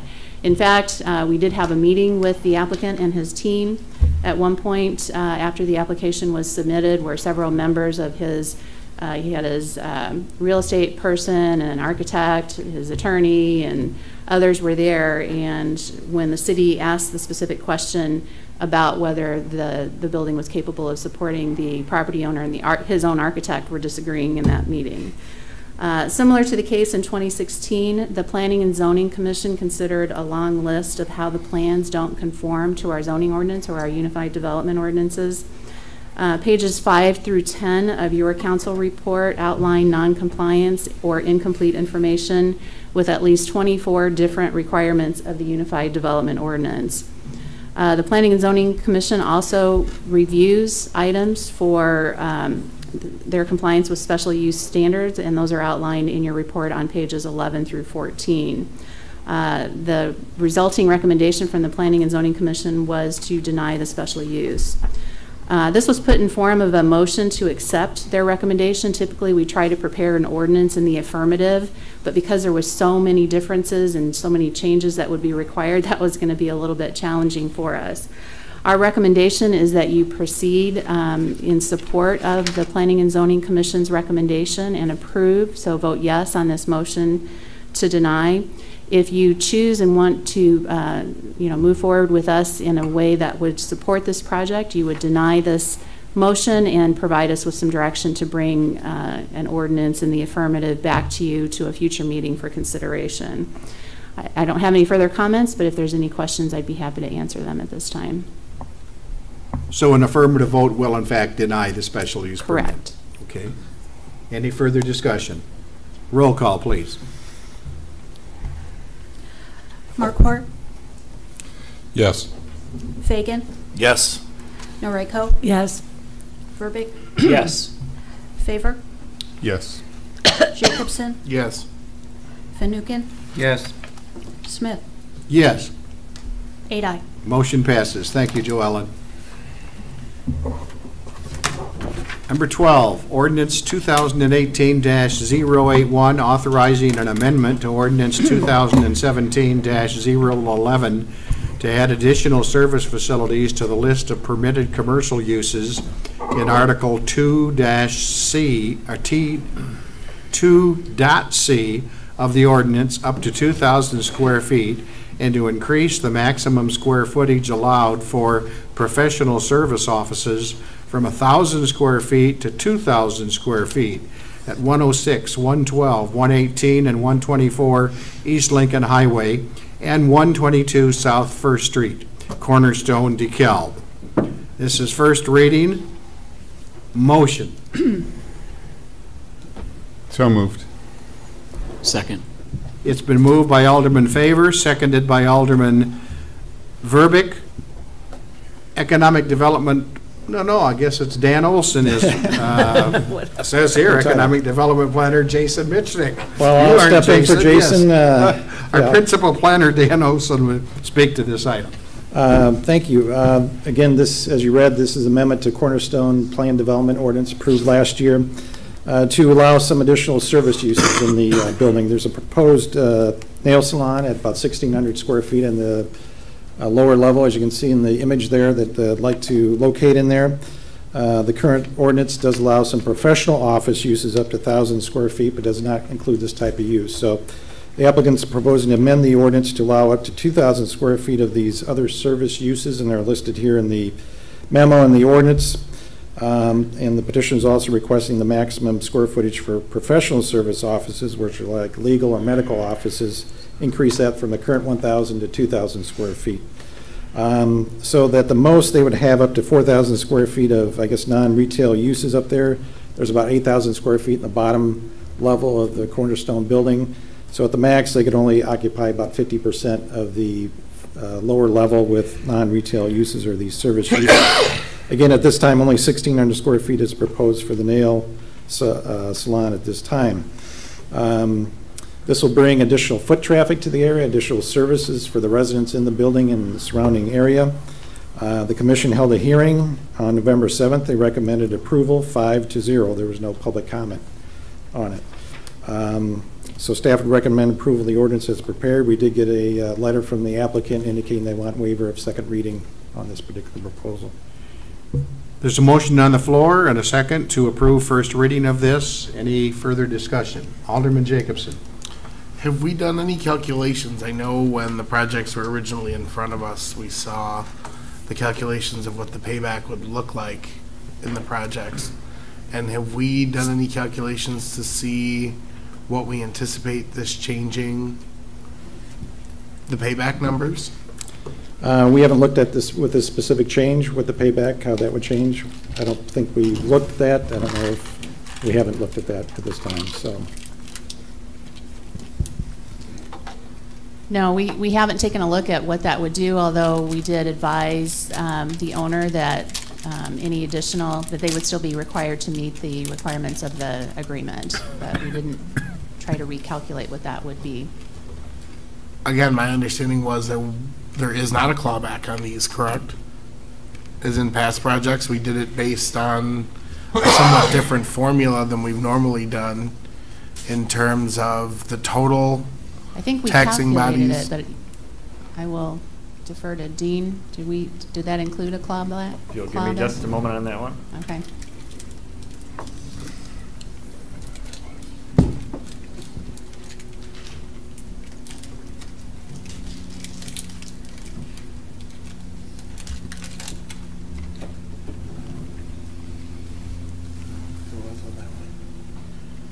I vaguely remember just off the top of my head that we had done that based on a 15-year of all taxing bodies included. And I don't know how the sales tax was calculated into that. I was surprised, again, with such a major change, that wasn't included into the backup for this one. So that's why I'm asking. I have the Cornerstone Development Agreement pulled up in front of me and looking at subsection, Article 8, subsection E. Forgiveness of development incentive. We calculate the property tax generated during the term of the TIF district, the property tax after the TIF district, sales tax, R&B tax, and hotel motel tax. And those are combined, and there is a forgiveness period, and if they do not equal the full incentive during the forgiveness period, then it is a full payback of whatever the unpaid portion is. So there is a clawback with respect to any portion that is not earned back. And what is the term? The term is a period of 30 years commencing on payment of the Phase 2 incentive. So the last incentive payment.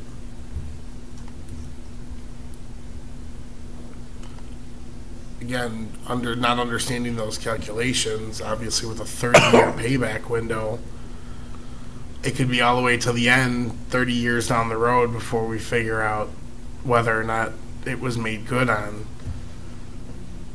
That worries me, especially without understanding what the numbers of this space is projected to cost or to work against that incentive.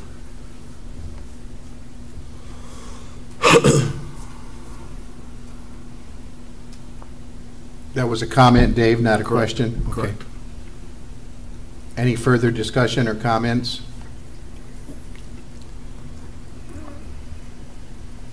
Roll call. Fagan. Yes. Noriko. Yes. Verbic. Yes. Favor. Yes. Jacobson. No. Fanouken. Yes. Markwart.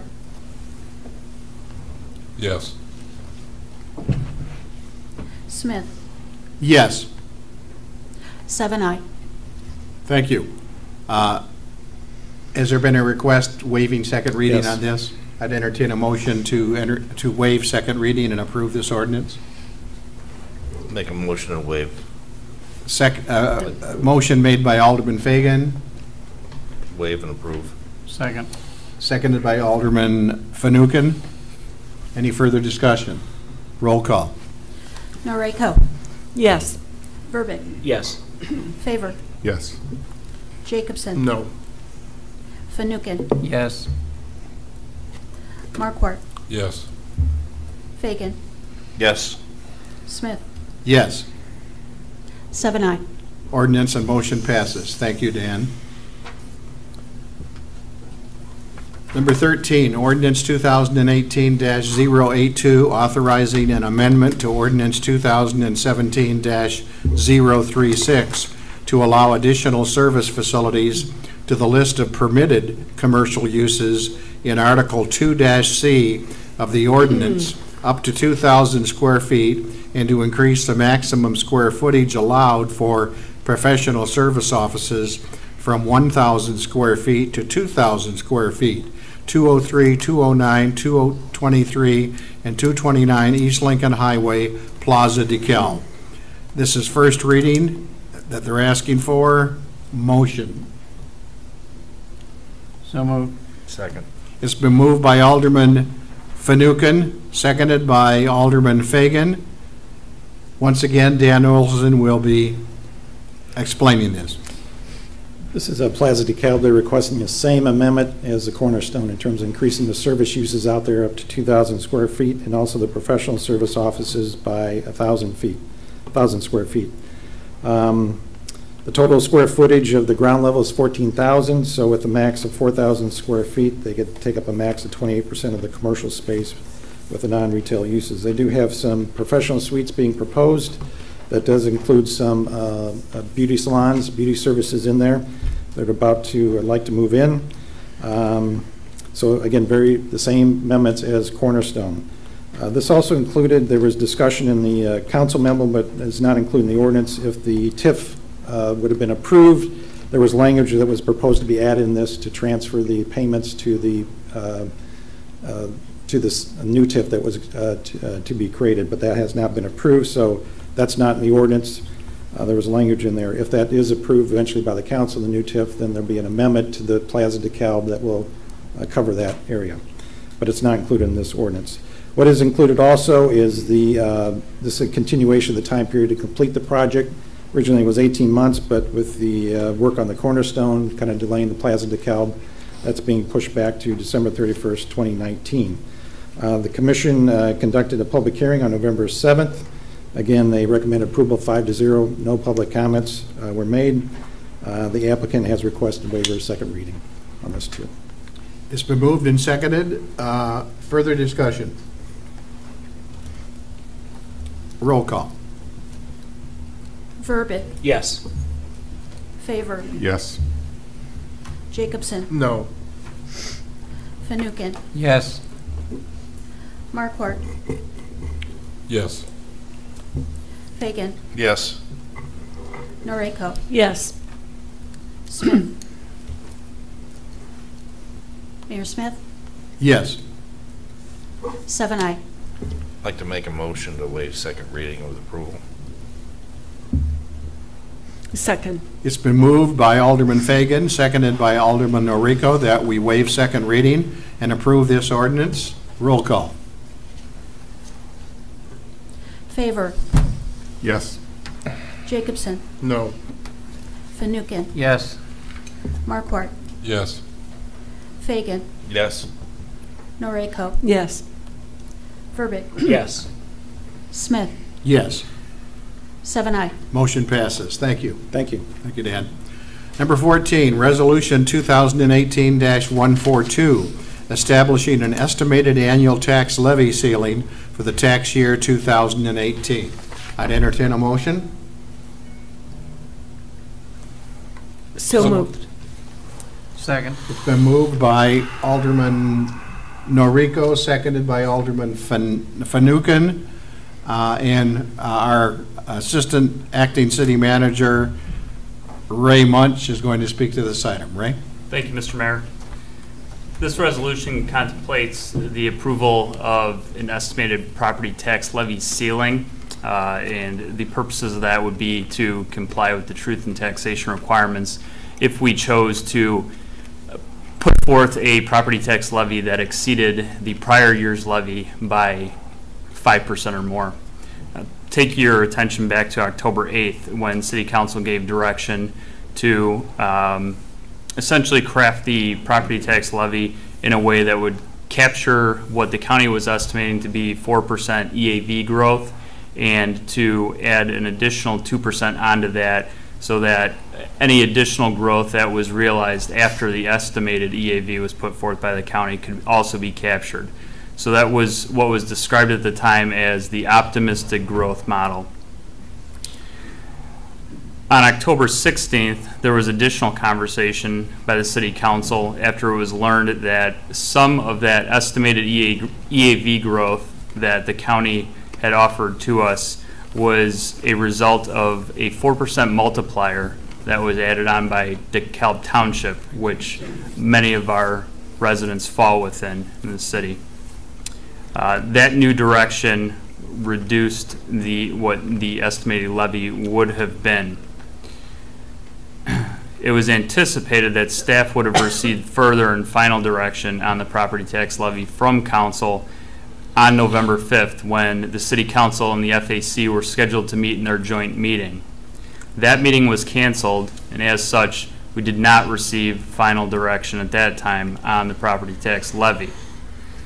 As such, if the council were to make a decision after conferring further with the FAC in a joint meeting that they wanted to pursue that initial direction that was provided to go after that optimistic growth that we discussed on October 18th, we would need to implement the Truth in Taxation Act requirements, including a black box notice.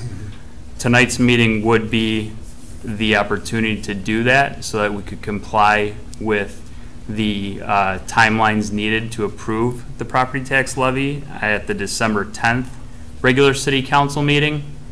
So what is important to note here is that the resolution contemplates a property tax levy ceiling of $14,085,404. That is in excess of that 5% over the previous year, which would require the Truth in Taxation and the black box notice. This is a ceiling, it is not a floor. So if the council were to ultimately decide that you wanted to go after that lower property tax levy that you discussed at the October 16th meeting, you are still well within your rights to do so, and this would not impede your ability to levy at that lower amount. I would consider this the very conservative approach, having not had the opportunity to hold the joint City Council FAC meeting, and that is why this resolution has been offered in the format that it is. So this is a safety net more than anything else at this point? That is an excellent way to phrase it, yes. Would this then need the approval or some kind of input from FAC? So it is our hope to still hold that joint City Council FAC meeting. Oh, we need to. Yeah. We're finalizing a date for that and anticipate that it would be sometime next week. And when we receive that final direction on the tax levy, we would be able to go back then and finalize what the actual number will be and bring an ordinance to you with that number. Okay. Anybody understand that? Okay. Any further discussions or comments? Roll call, please. Jacobson. No. Fanouken. Yes. Marquardt. Yes. Fagan. Yes. Noriko. Yes. Verbic. Yes. Favor. Yes. Smith. Yes. 7-0. Thank you, Ray. Motion passes. Number 15, Resolution 2018-143, authorizing a transit services provider agreement with Transdev Services Incorporated to provide fixed route transit services for the DeKalb urbanized area from January 1, 2019 through December 31, 2023. Motion. So moved. Second. It's been moved and seconded by, it's been moved by Alderman Marquardt, seconded by Alderman Fanouken. And Marcus Cox, our transit manager, is here to explain this. Thank you, Mayor. Good evening, Council. Staff recommends approving authorizing an agreement with TransDev Services Incorporated to provide fixed route public transit services. The agreement consists of a 5-year base term beginning January 1st of this upcoming year, 2019, and extending through December 31st, 2023. That would be at a cost of approximately $4 million per year, at a total cost of $20 million per year over the length of the contract. There would also be 2 one-year options which could be exercised between January 1st, 2024 and December 31st, 2025. As we spoke about at our last meeting, the consolidation of transit services amongst Voluntary Action Center and the Northern Illinois University Husky Line has been ongoing since 2017. Combining these services would strengthen transit opportunities for citizens, students, and visitors to the area by increasing coordination and resources such as increased year-round service as well as weekend service that would allow opportunity to get around the community to jobs and such that would be more affordable than is there now. One of the largest and most important components in this consolidation process is the transition of the Husky Line service from NIU to the city. On July 24th, the city issued a request for proposals for for fixed route service provider. A pre-bid meeting was held in which 3 vendors attended. TransDev was the only vendor that submitted a proposal. Staff contacted all other vendors who had attended the pre-bid meeting and in an attempt to find out why there was no other proposals that were submitted. It was determined that the greatest deterrent was due to the lack of facility as well as procuring a full fleet of vehicles. TransDev is an international multimodal transportation company that operates in 20 countries with its North American headquarters located in Lombard, Illinois. Despite their international presence, TransDev is very familiar with the DeKalb community, having had a contract agreement in place with NIU since 1971. Over the course of their 47 years in DeKalb, they have operated both fixed route and paratransit services in and around the area, and their commitment to safety and service, as well as their extensive knowledge and experience in operating in the area, garnered favorable scores from the selection committee. In the audience with us this evening is our 2 TransDev representatives. One is Melissa Orwald, who's the local general manager at Husky Line, as well as John King, who's the regional vice president of the Northeast region for TransDev. Also at the October 22nd council meeting, council approved an intergovernmental agreement with NIU for transit services which defines the joint responsibilities of both parties and transfers the fixed route services oversight from NIU to the city. Funding for this agreement would take place through the Downstate Operating Assistance, the Federal Transit Administration 5307 Urban Formula, as well as contributions from NIU and the Voluntary Action Center. With the incorporation of the Husky Line, the city will now become eligible to receive full allocations for the Downstate Operating Assistance Program and FTA that would significantly increase the amount that is being received. In consideration of historical payment delays that we have experienced recently, staff remains committed to streamlining the grant application process while strengthening our relationships with our state and federal providers. Staff recommends approval of the contract with TransDev in an amount not to exceed available federal and state grant funding. And with that, I'd be happy to answer any questions. Thank you. Any comments or questions? Alderman Fanouken. Marcus, one of the questions that I've been asked recently was what happens if the state and federal grant dollars for a fiscal year aren't available? What happens? In the event that that were to happen, however, we are doing everything in our power to ensure that does not happen. We would first have to look at reducing the service that is being provided by Transvac as well and or as with TransDev. But again, our hope is to continue to increase and strengthen these relationships, to understand fully as much as we can what we need to do to get this funding to us as quickly as possible.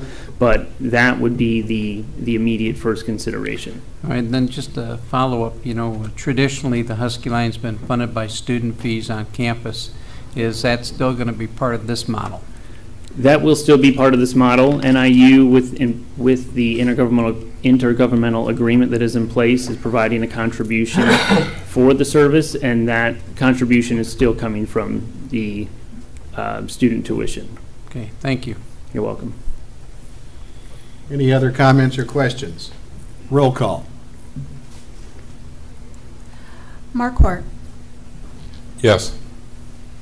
Fagan, Yes. Noriko, Yes. Verbic, Yes. Favor, Yes. Jacobson, Yes. Fanouken, Yes. Smith. Yes. 8 aye. Motion passes. Thank you, Marcus. Thank you. Number 16, Resolution 2018-144, authorizing a one-year contract extension of a purchasing agreement with Midwest Salt Company for the purchase of clear southern rock salt for the period of January 1, 2019 through December 31, 2019 for treating the city's drinking water. Motion. So moved. Second. It's been moved by Alderman Fanouken, seconded by Alderman Verbic. Speaking to this item is our Assistant Public Works Director, Brian Favor. Brian? Thank you, Mayor. Clear southern rock salt is used at our 5 water treatment plants for the purpose of softening the water, primarily for radium removal. Midwest has been the provider of that salt for the past 2 years since being awarded a contract back in 2016 through an RFB. The price was $129.50, the contract per ton.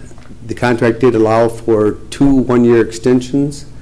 We have been in discussions with Midwest, and at staff's request, Midwest has agreed to lower the price from $129.50 a ton to $116 a ton. That would be a savings of approximately $19,000 annually. That request was made by staff based on what other communities are paying for salt, notably Algonquin, St. Charles, Woodstock, Morton, and Cary were several municipalities that we had contacted. The agreement would be for 1 year, and as I mentioned, it would be a $19,000 savings. It should also be noted that over the 18 years that we have been receiving salt for water treatment purposes, there has been only one time that we have had more than 2 bids through an RFP. So the chances of us having multiple bids on an RFP in this case are slim. With that, I'd be happy to answer any questions you may have. Any questions or comments? Roll call. Fagan, Yes. Noriko, Yes. Verbic, Yes. Favor, Yes. Jacobson, Yes. Fanouken, Yes. Markwart, Yes. Smith. Yes. 8 aye. Motion passes.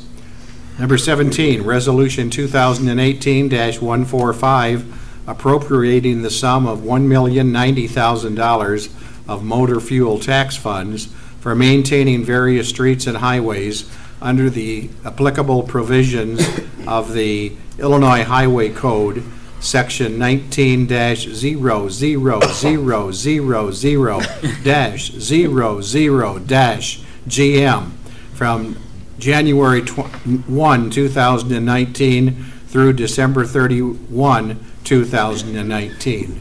Motion, please. So moved. Second. It's been moved by Alderman Fanouken, seconded by Alderman Noriko. And once again is our Assistant Public Works Director, Brian Favor, to explain this. Thank you, Mayor. IDOT requires municipalities to pass a resolution estimating the total expenditures for motor fuel tax for the upcoming fiscal year. Staff estimates this value at $1,090,000. That is broken down into road salt at $100,000. Engineering services at $65,000. That would be for a pavement study that's typically done every 2 to 3 years. $425,000 for street lights and electricity. That is an increase over prior years of $75,000. Typically, we have budgeted $350,000, but due to increases in electrical cost and the cost of street lights that are maintained by ComEd, we have increased that to $425,000. And lastly, street maintenance at $500,000. This is for resurfacing of North First Street from Dresser Road to approximately Andreessen Court. And that total then is $1,090,000. Monies cannot be spent from MFT without an approved resolution that is submitted to IDOT. And with that, I'd be happy to answer any questions you may have. Any questions on this? Any comments? Roll call, please. Noriko. Yes. Verbic. Yes. Favor. Yes. Jacobson. Yes. Fanouken. Yes. Markwart. Yes. Fagan. Yes. Smith. Yes. 8 ayes. Motion passes. Thank you, Brian. Thank you. Item number 18, Resolution 2018-146, authorizing the waiver of competitive bidding and the execution of an agreement with Lane Christensen Company for the repair and replacement of well parts and equipment in an amount not to exceed $58,634. Motion, please. So moved. Second? It's been moved by Alderman Noriko, seconded by Alderman Favor. And once again, Brian Favor. If you recall back in August, we had some issues with well number 11 that required some immediate repairs to take place. At that time, council had approved a resolution authorizing Lane to perform that work at a not to exceed price of $85,000. That work was completed in approximately a week to 10 days at a cost of $71,000. That work was able to be accomplished in a timely manner because they were able to use parts that we had in inventory, specifically a motor, a well pump, and 400 feet of column piping. So at the time the well was pulled, the motor that was removed along with the pump and the column piping was taken back to Lane's shop in Aurora, and they used our inventory parts to get that well back in service in a timely manner. Lane has provided a inspection of that equipment and provided us with a report and an estimate of what those costs would be to repair what can be repaired and return that equipment to our inventory. The motor itself, which is the most expensive component, it's $100,000 to $150,000 for a new motor, was serviced and checked, and the motor is in perfect condition. It can be returned to our inventory at no additional cost. The well pump, unfortunately, was not in good shape, and for the most part cannot be rebuilt. In a lot of cases, the pump can be rebuilt, but in this case, it cannot. The cost of that motor or pump is just under $37,000 for a new pump. The column piping itself did need some repairs. There's 2 holes in the column piping. Those would have to be cut out, the bad sections of pipe, and rethread.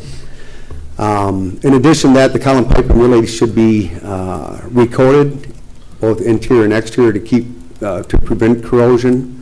That's really the most expensive part of the repair of the column piping, and that recoating is over $11,000 for that, to recoat all that pipe.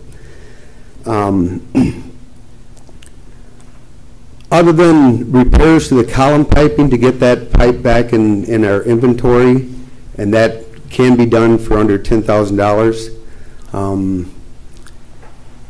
The other items don't have to be done. In other words, the new pump does not have to be purchased to be put in inventory. The column piping doesn't have to be recoated, but it is strongly recommended that we have that in inventory. It should be noted that the pump, the column piping, and the motor can all be used in any one of our deep wells. They're interchangeable. So it's obviously a very good thing for the city to have on hand. in cases like we just had where a big well, actually our most productive well, had to be taken out of service, and we were able to turn that around in a week's time, where typically we're looking at probably 6 to 8 weeks to have that done without that equipment in inventory. So if you recall, we had initially budgeted $130,000 this year for preventive maintenance and pulling of well 10 and well 13.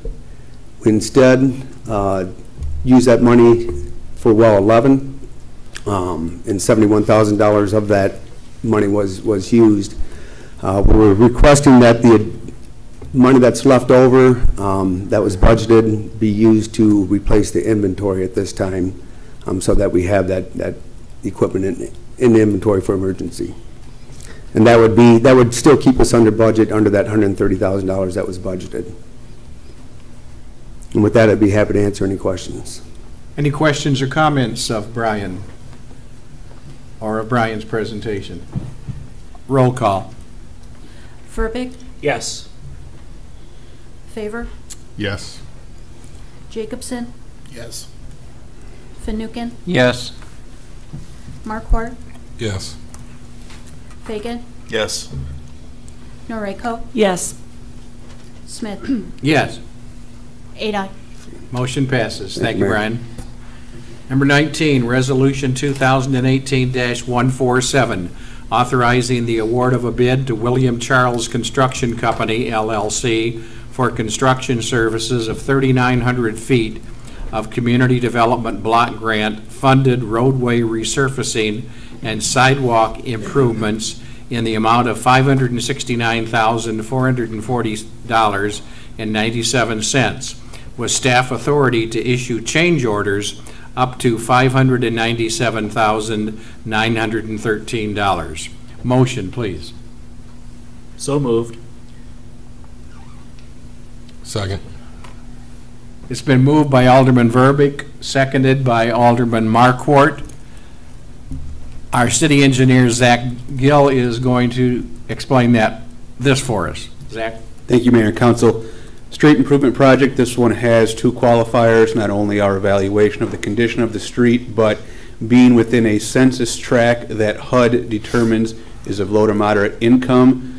Looking within those different areas they give us to choose from, we did find an appropriate need. We found a sensible scope. That scope is slightly above the available HUD funds, which are $440,000. My understanding is they're getting a little bit perturbed that we haven't spent this money in a couple years.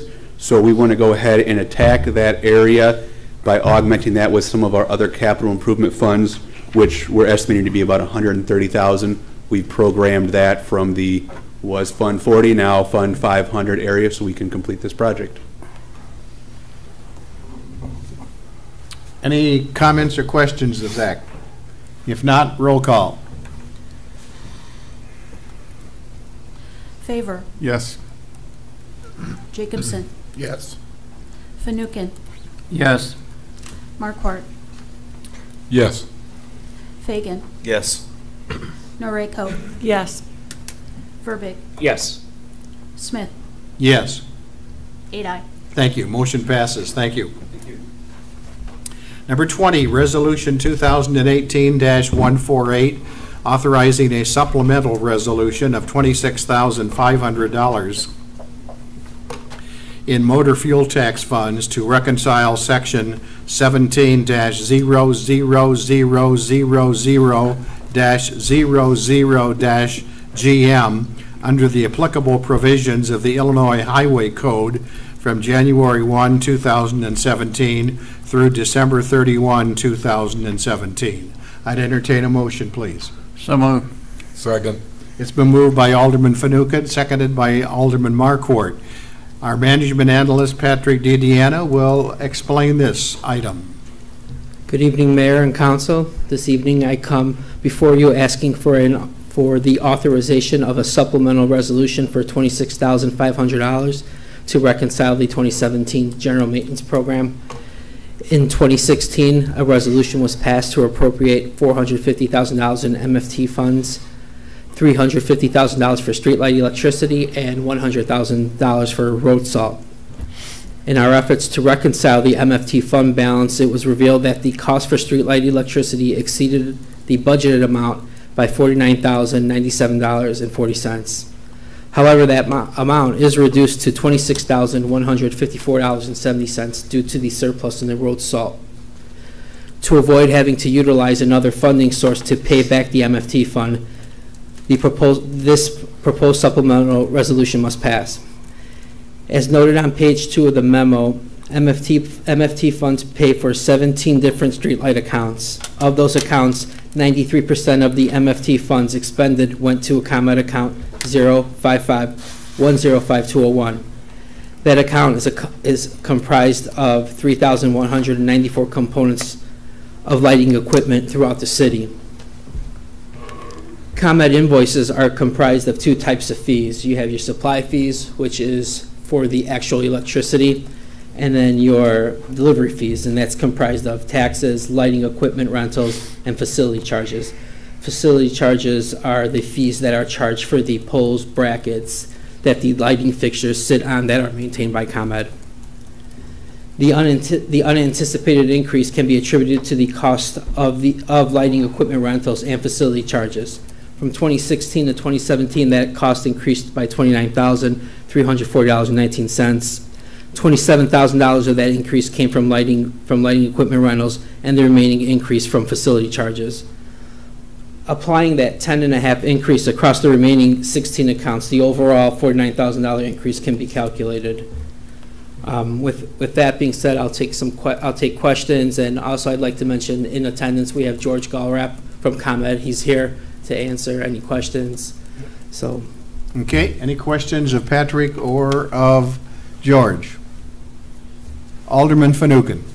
Pat, with the installation of the number of LED lights, should that help control our street light costs going forward? That'll help control the supply side. Okay. And the maintenance side of it. The LED are more efficient, but we already kind of have a say over the supply side through our electrical aggregation agreements. So we kind of always, and those rates are also dictated by the Illinois Commerce Commission. So ahead of that, we know where we're always at with that. It's the other side, the delivery side, where the variable goes up and down. But because LED lights require less maintenance, we could see that. It's kind of hard to say. We probably won't see that till sometime down the road as the other, I believe it's 900 lights are done next year, and then sometime we'll have to pass by. Right. But eventually that is the goal. Thank you. George, would you agree with that? I'd say you're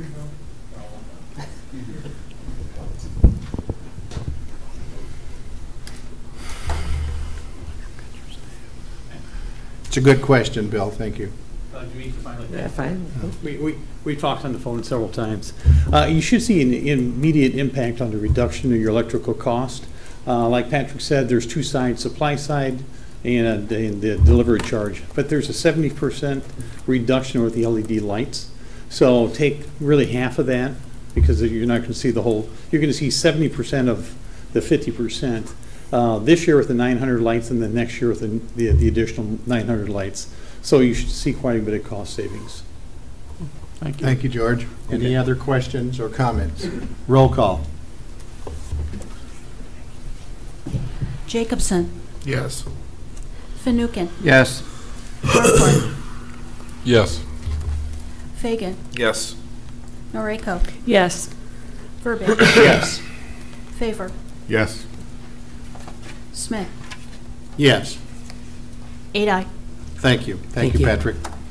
Number 21, Resolution 2018-149, authorizing an agreement with Dude Solutions Incorporated for the SmartGov community development software in an amount not to exceed $38,000.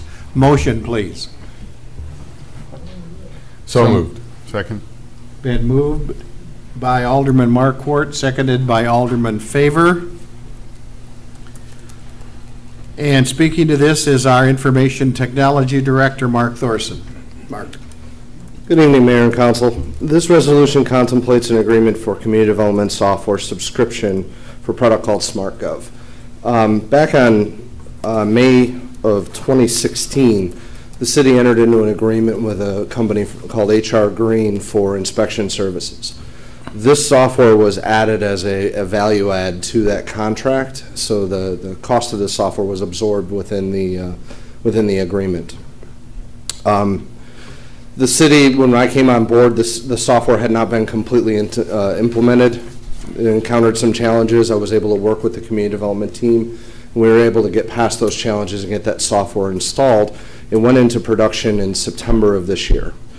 The agreement with HR Green is in the process of being terminated or has been terminated. So as part of that agreement, the city needs to take over that subscription if it chooses to continue using this software. And I wanted to get some screenshots of the software to just give you an idea, but a lot of them didn't turn out well enough to be able to be seen. But I did want to show you one that is really important, and it's a dashboard feature that allows not only the staff but also management at a glance to be able to see the production that's going into the permitting system and be able to determine how the levels and the productivity and the average weights and things like that. So these numbers are not completely accurate because we're still in that transition period, and so some things are still coming over, but I just wanted to give an idea of some of the things that can be had with this software. During the time that this agreement was signed with HR Green, the company that owned SmartGov was called Paladin Systems. So if you look through the backup material, you see that name in the system. Paladin was acquired earlier this year by a company called Dude Solutions. So that's how this transition took place. So far, the city has not seen, staff has not seen any reduction or any impact by this acquisition through this support and the product itself. With that, I'm happy to answer any questions you might have. Are there any questions or comments to Director Thorson? If not, roll call. Fanouken? Yes. Marquardt? Yes. Fagan? Noriko? Yes. Verbeek? Yes. Favor? Yes. Jacobson? Yes. Smith? Yes. 7-0. Motion passes. Did Pat recuse himself on that vote? I think he's just in the restroom. Huh? I think he's just in the Oh, restroom. okay, he's just in the bathroom. Thank you, Pat, thank you, Mark.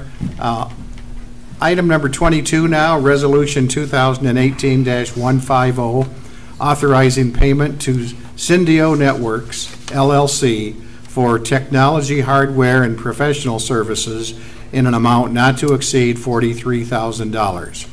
Motion, please. So moved. It's been moved by Alderman Marquardt, seconded by Alderman Noriko, and once again is Mark Thorson. Thank you, Mayor and Council. This resolution contemplates paying the Syndio LLC in an amount not to exceed $43,000. I'd like to point out that there is a bit of a discrepancy in the memo between the title and the memo. There was an item that was caught at the last minute, and the title was changed to the correct amount, but the memo does not reflect that. So I want to be certain that you understand that the title is the correct dollar amount of $43,000 as a not to exceed amount. This is not for one particular project. This is actually several things that we've been working with Syndio on and a couple of different things. Some of this has to do with hardware and software related to the server and storage project we completed last year. That's a pass-through that goes directly to the manufacturers for the software. Another is professional services and assistance with the IT team to be able to accomplish some goals that we just don't have the resources to be able to do on our own. So we're working with them to be able to accomplish those. Additionally, there's a hardware upgrade that's also a pass-through cost for one of the critical servers in the system, and also a second a second firewall that was purchased for our secondary internet connection. And finally, there's also a conversion of the city's phone system from the existing copper lines over to a new fiber optic solution. That hasn't been implemented yet, but that was actually one of the items that shifted this dollar amount. To be conservative, that we're estimating that to be the last 2 months of this year. Realistically, it may only be December that we'll be paying for at this point. So the correct amount is $43,000? The correct not to exceed is $43,000. Not to exceed $43,000. Yes. Any questions or comments? If not, roll call, please. Markwart? Yes. Fagan? Yes. Noriko? Yes. Verbic? Yes. Favor? Yes. Jacobson? Yes. Fanouken? Yes. Smith? Yes. 8 aye. Motion passes. Thank you, Mark. Thank you. Item number 23, Resolution 2018-151, authorizing payments in excess of $20,000 to WIRFS Industries, Inc. for the purpose of aerial ladder truck repairs. Motion. So moved. Second? It's been moved by Alderman Verbeek, seconded by Alderman Favor. And speaking to this item is our Fire Chief, Eric Hicks. Good evening, Mayor and Council. Up for your consideration tonight is basically one invoice totaling $2,305 for some extra repairs to the ladder truck. As you know, our ladder truck broke down in August of this year, which required some extensive repairs. And after they got the initial repair done, there were a couple of other repairs that needed to be done in order to get it through the safety test. And those repairs are outlined in the memo. So just asking for the additional money. I'll be happy to answer any questions. Any questions of Eric on this? Roll call. Fagan? Yes. Noriko? Yes. Verbic? Yes. Favor? Yes. Jacobson? Yes. Fanouken? Yes. Markwart? Yes. Smith? Yes. 8 aye. Thank you, Mayor and Council. Motion passes. Thank you. Is there any new or unfinished business? If not, reports and communications. Alderman Dave Jacobson. No report. Alderman Fanouken. Just want to mention that this Friday, the Salvation Army will be collecting turkeys and other food donations at their 9th and Grove location from 6 a.m. to 5 p.m. and it helps provide Thanksgiving meals throughout DeKalb County. So if you can make a contribution, it would be greatly appreciated, and it is sponsored by WLBK. Alderman Markwart. Been asked to highlight events from DeKalb Area Women's Center. This Saturday from 10 a.m. to 2 p.m. they will be passing out free coats, jackets, boots, scarves, hats, and gloves for women, children, and men. And they're located at 1021 State Street in DeKalb. And then also they're having their local holiday shopping fair. I said that right, shopping fair on Friday, November 30th and Saturday, November 1st as well. Do you know, Mike, if they're accepting those donations of clothing prior to the event on Saturday? Did they say anything to you? They did not say that. Okay, okay, very good. Thank you. Alderman Fagan? No report. Alderman Noriko? No report. Alderman Verbeek? Bundle up and join us in the 6th Ward at Husky Stadium tomorrow night for NIU football's final home game of the season. We will be able to cheer them on and congratulate them for being MAC West champs with the loss of Western Michigan this evening. Oh, Western lost tonight? Yes. Oh, okay. Alderman Favor? No report. I have no report. City Clerk Lynn Fazekas. Thank you. I just wanted to update you on some clerky things that I've been learning and trying to pass on. One of the things that seems to be somewhat misunderstood is the concept and request of reading things into the record, including things into the record, and so on, when it comes to comments that are not made at meetings. Now, if someone asks me, if the mayor should ask me to include something in the record, my role is to summarize the actions taken by council. So that means that I can't generate content that's not presented at the meeting. It is also not possible to append things to the minutes, such as emails. So there are a couple of different vehicles for ensuring that there are comments included when someone requests that something be read into the record.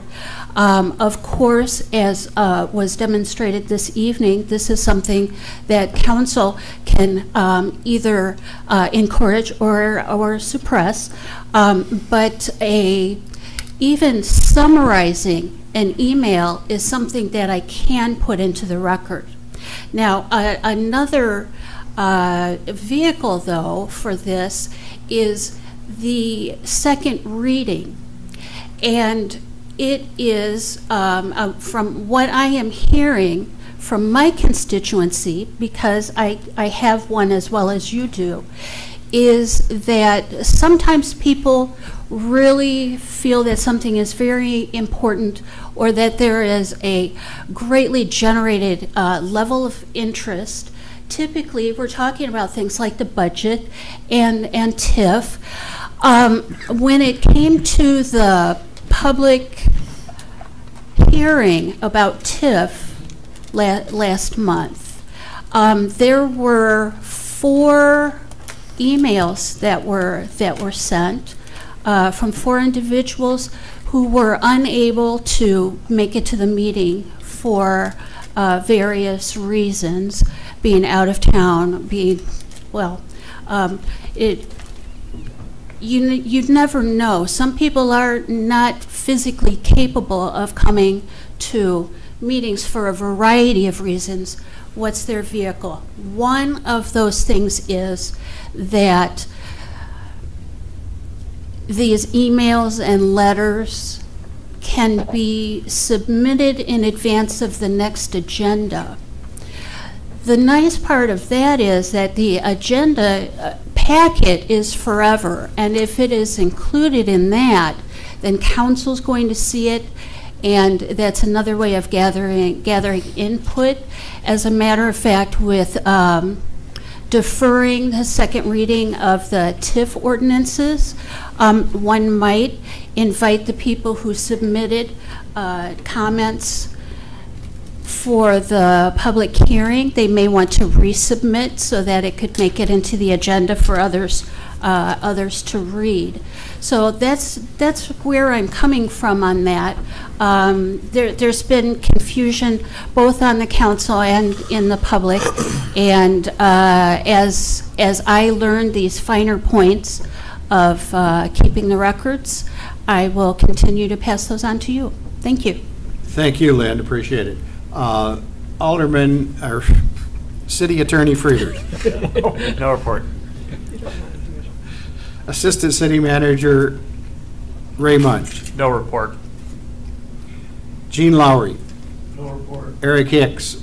No report. Joe Ellen Charlton. No report. Tim Holdeman.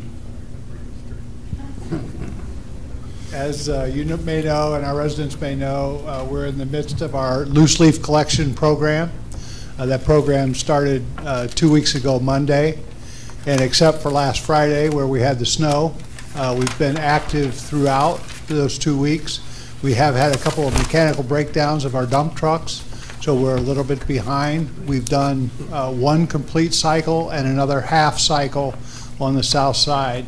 But we're making good progress. We'll go till November 29th, or I'm sorry, Friday, November 30th this year on loose leaf collection. Thank you.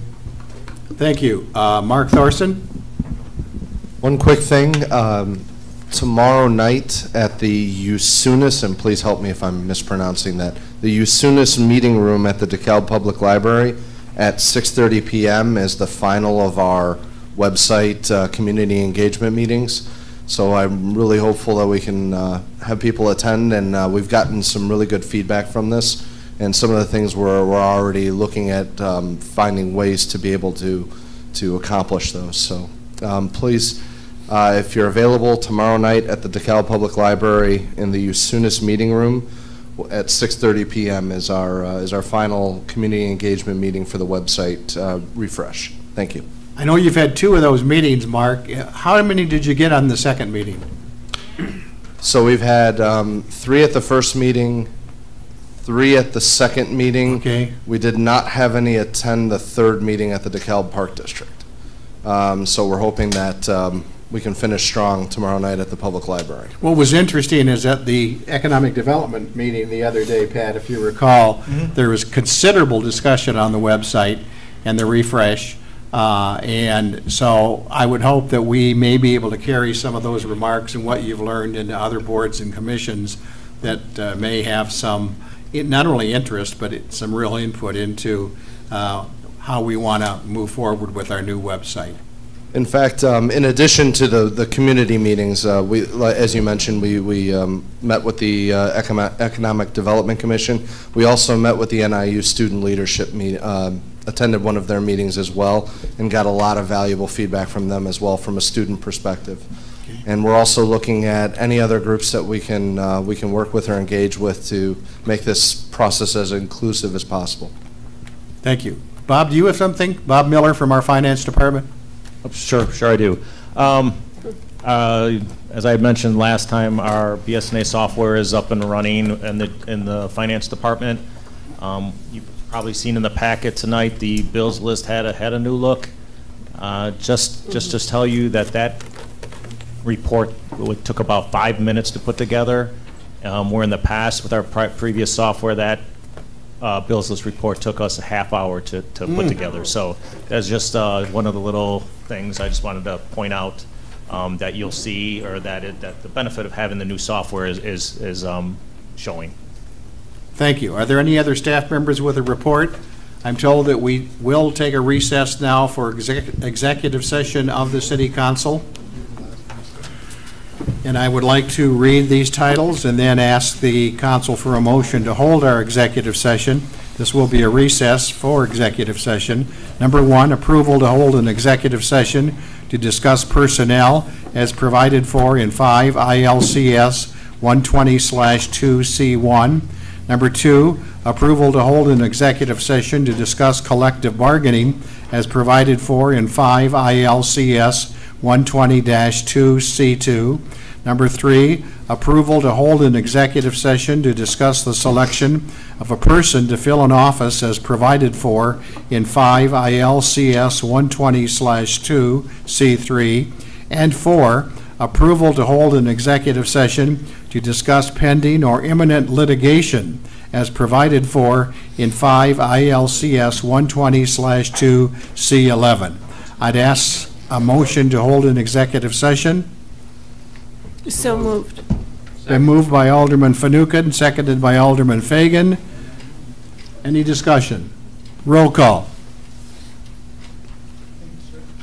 Noriko. Yes.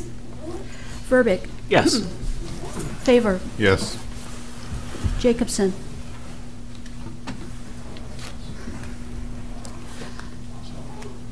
Fanouken. Yes. Markwart. Yes. Fagan. Yes. Smith. Yes. 7 aye. We will now take a recess for executive session.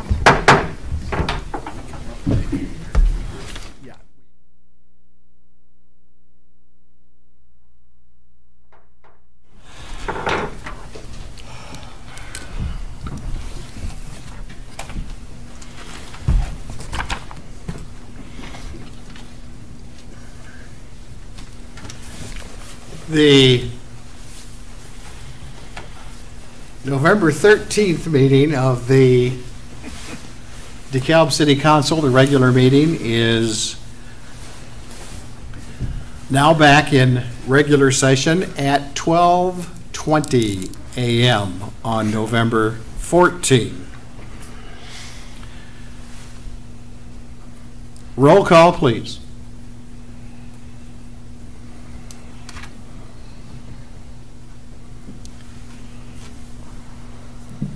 Jacobson?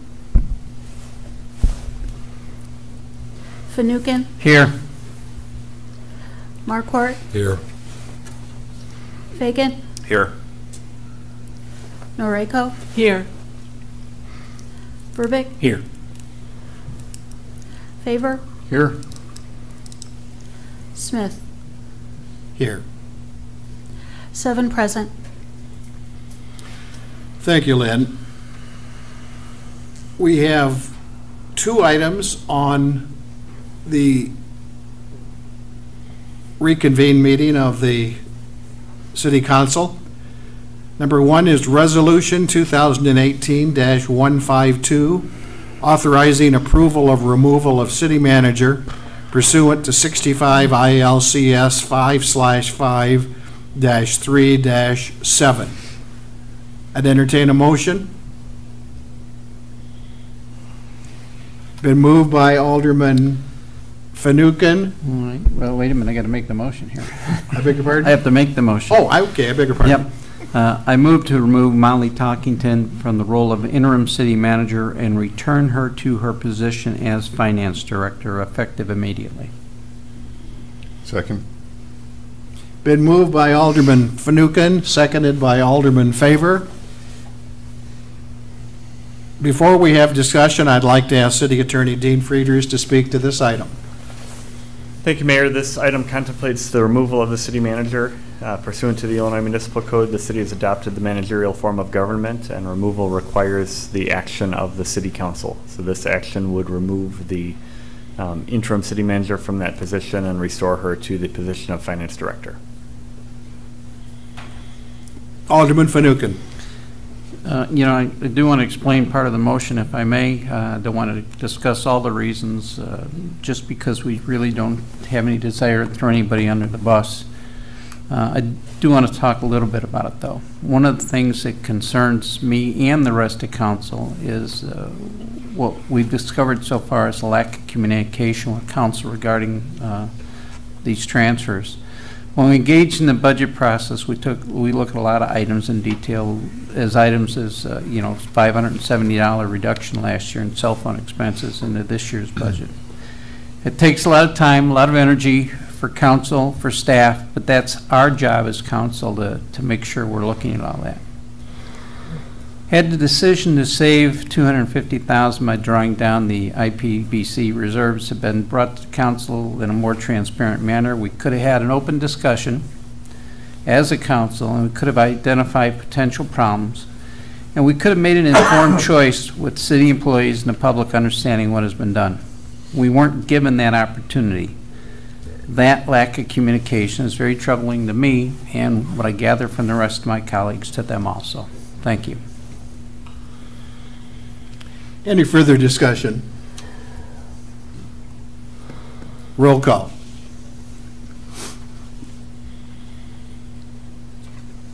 Marquardt? Yes. Fagan?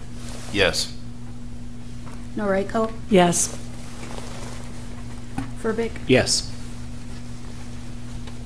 Favor? Yes. Fanouken? Yes. Smith? Yes. 7 aye. Motion passes. Thank you. Number 2, Resolution 2018-153, authorizing appointment of an interim city manager, Ray Munch. Motion. So moved.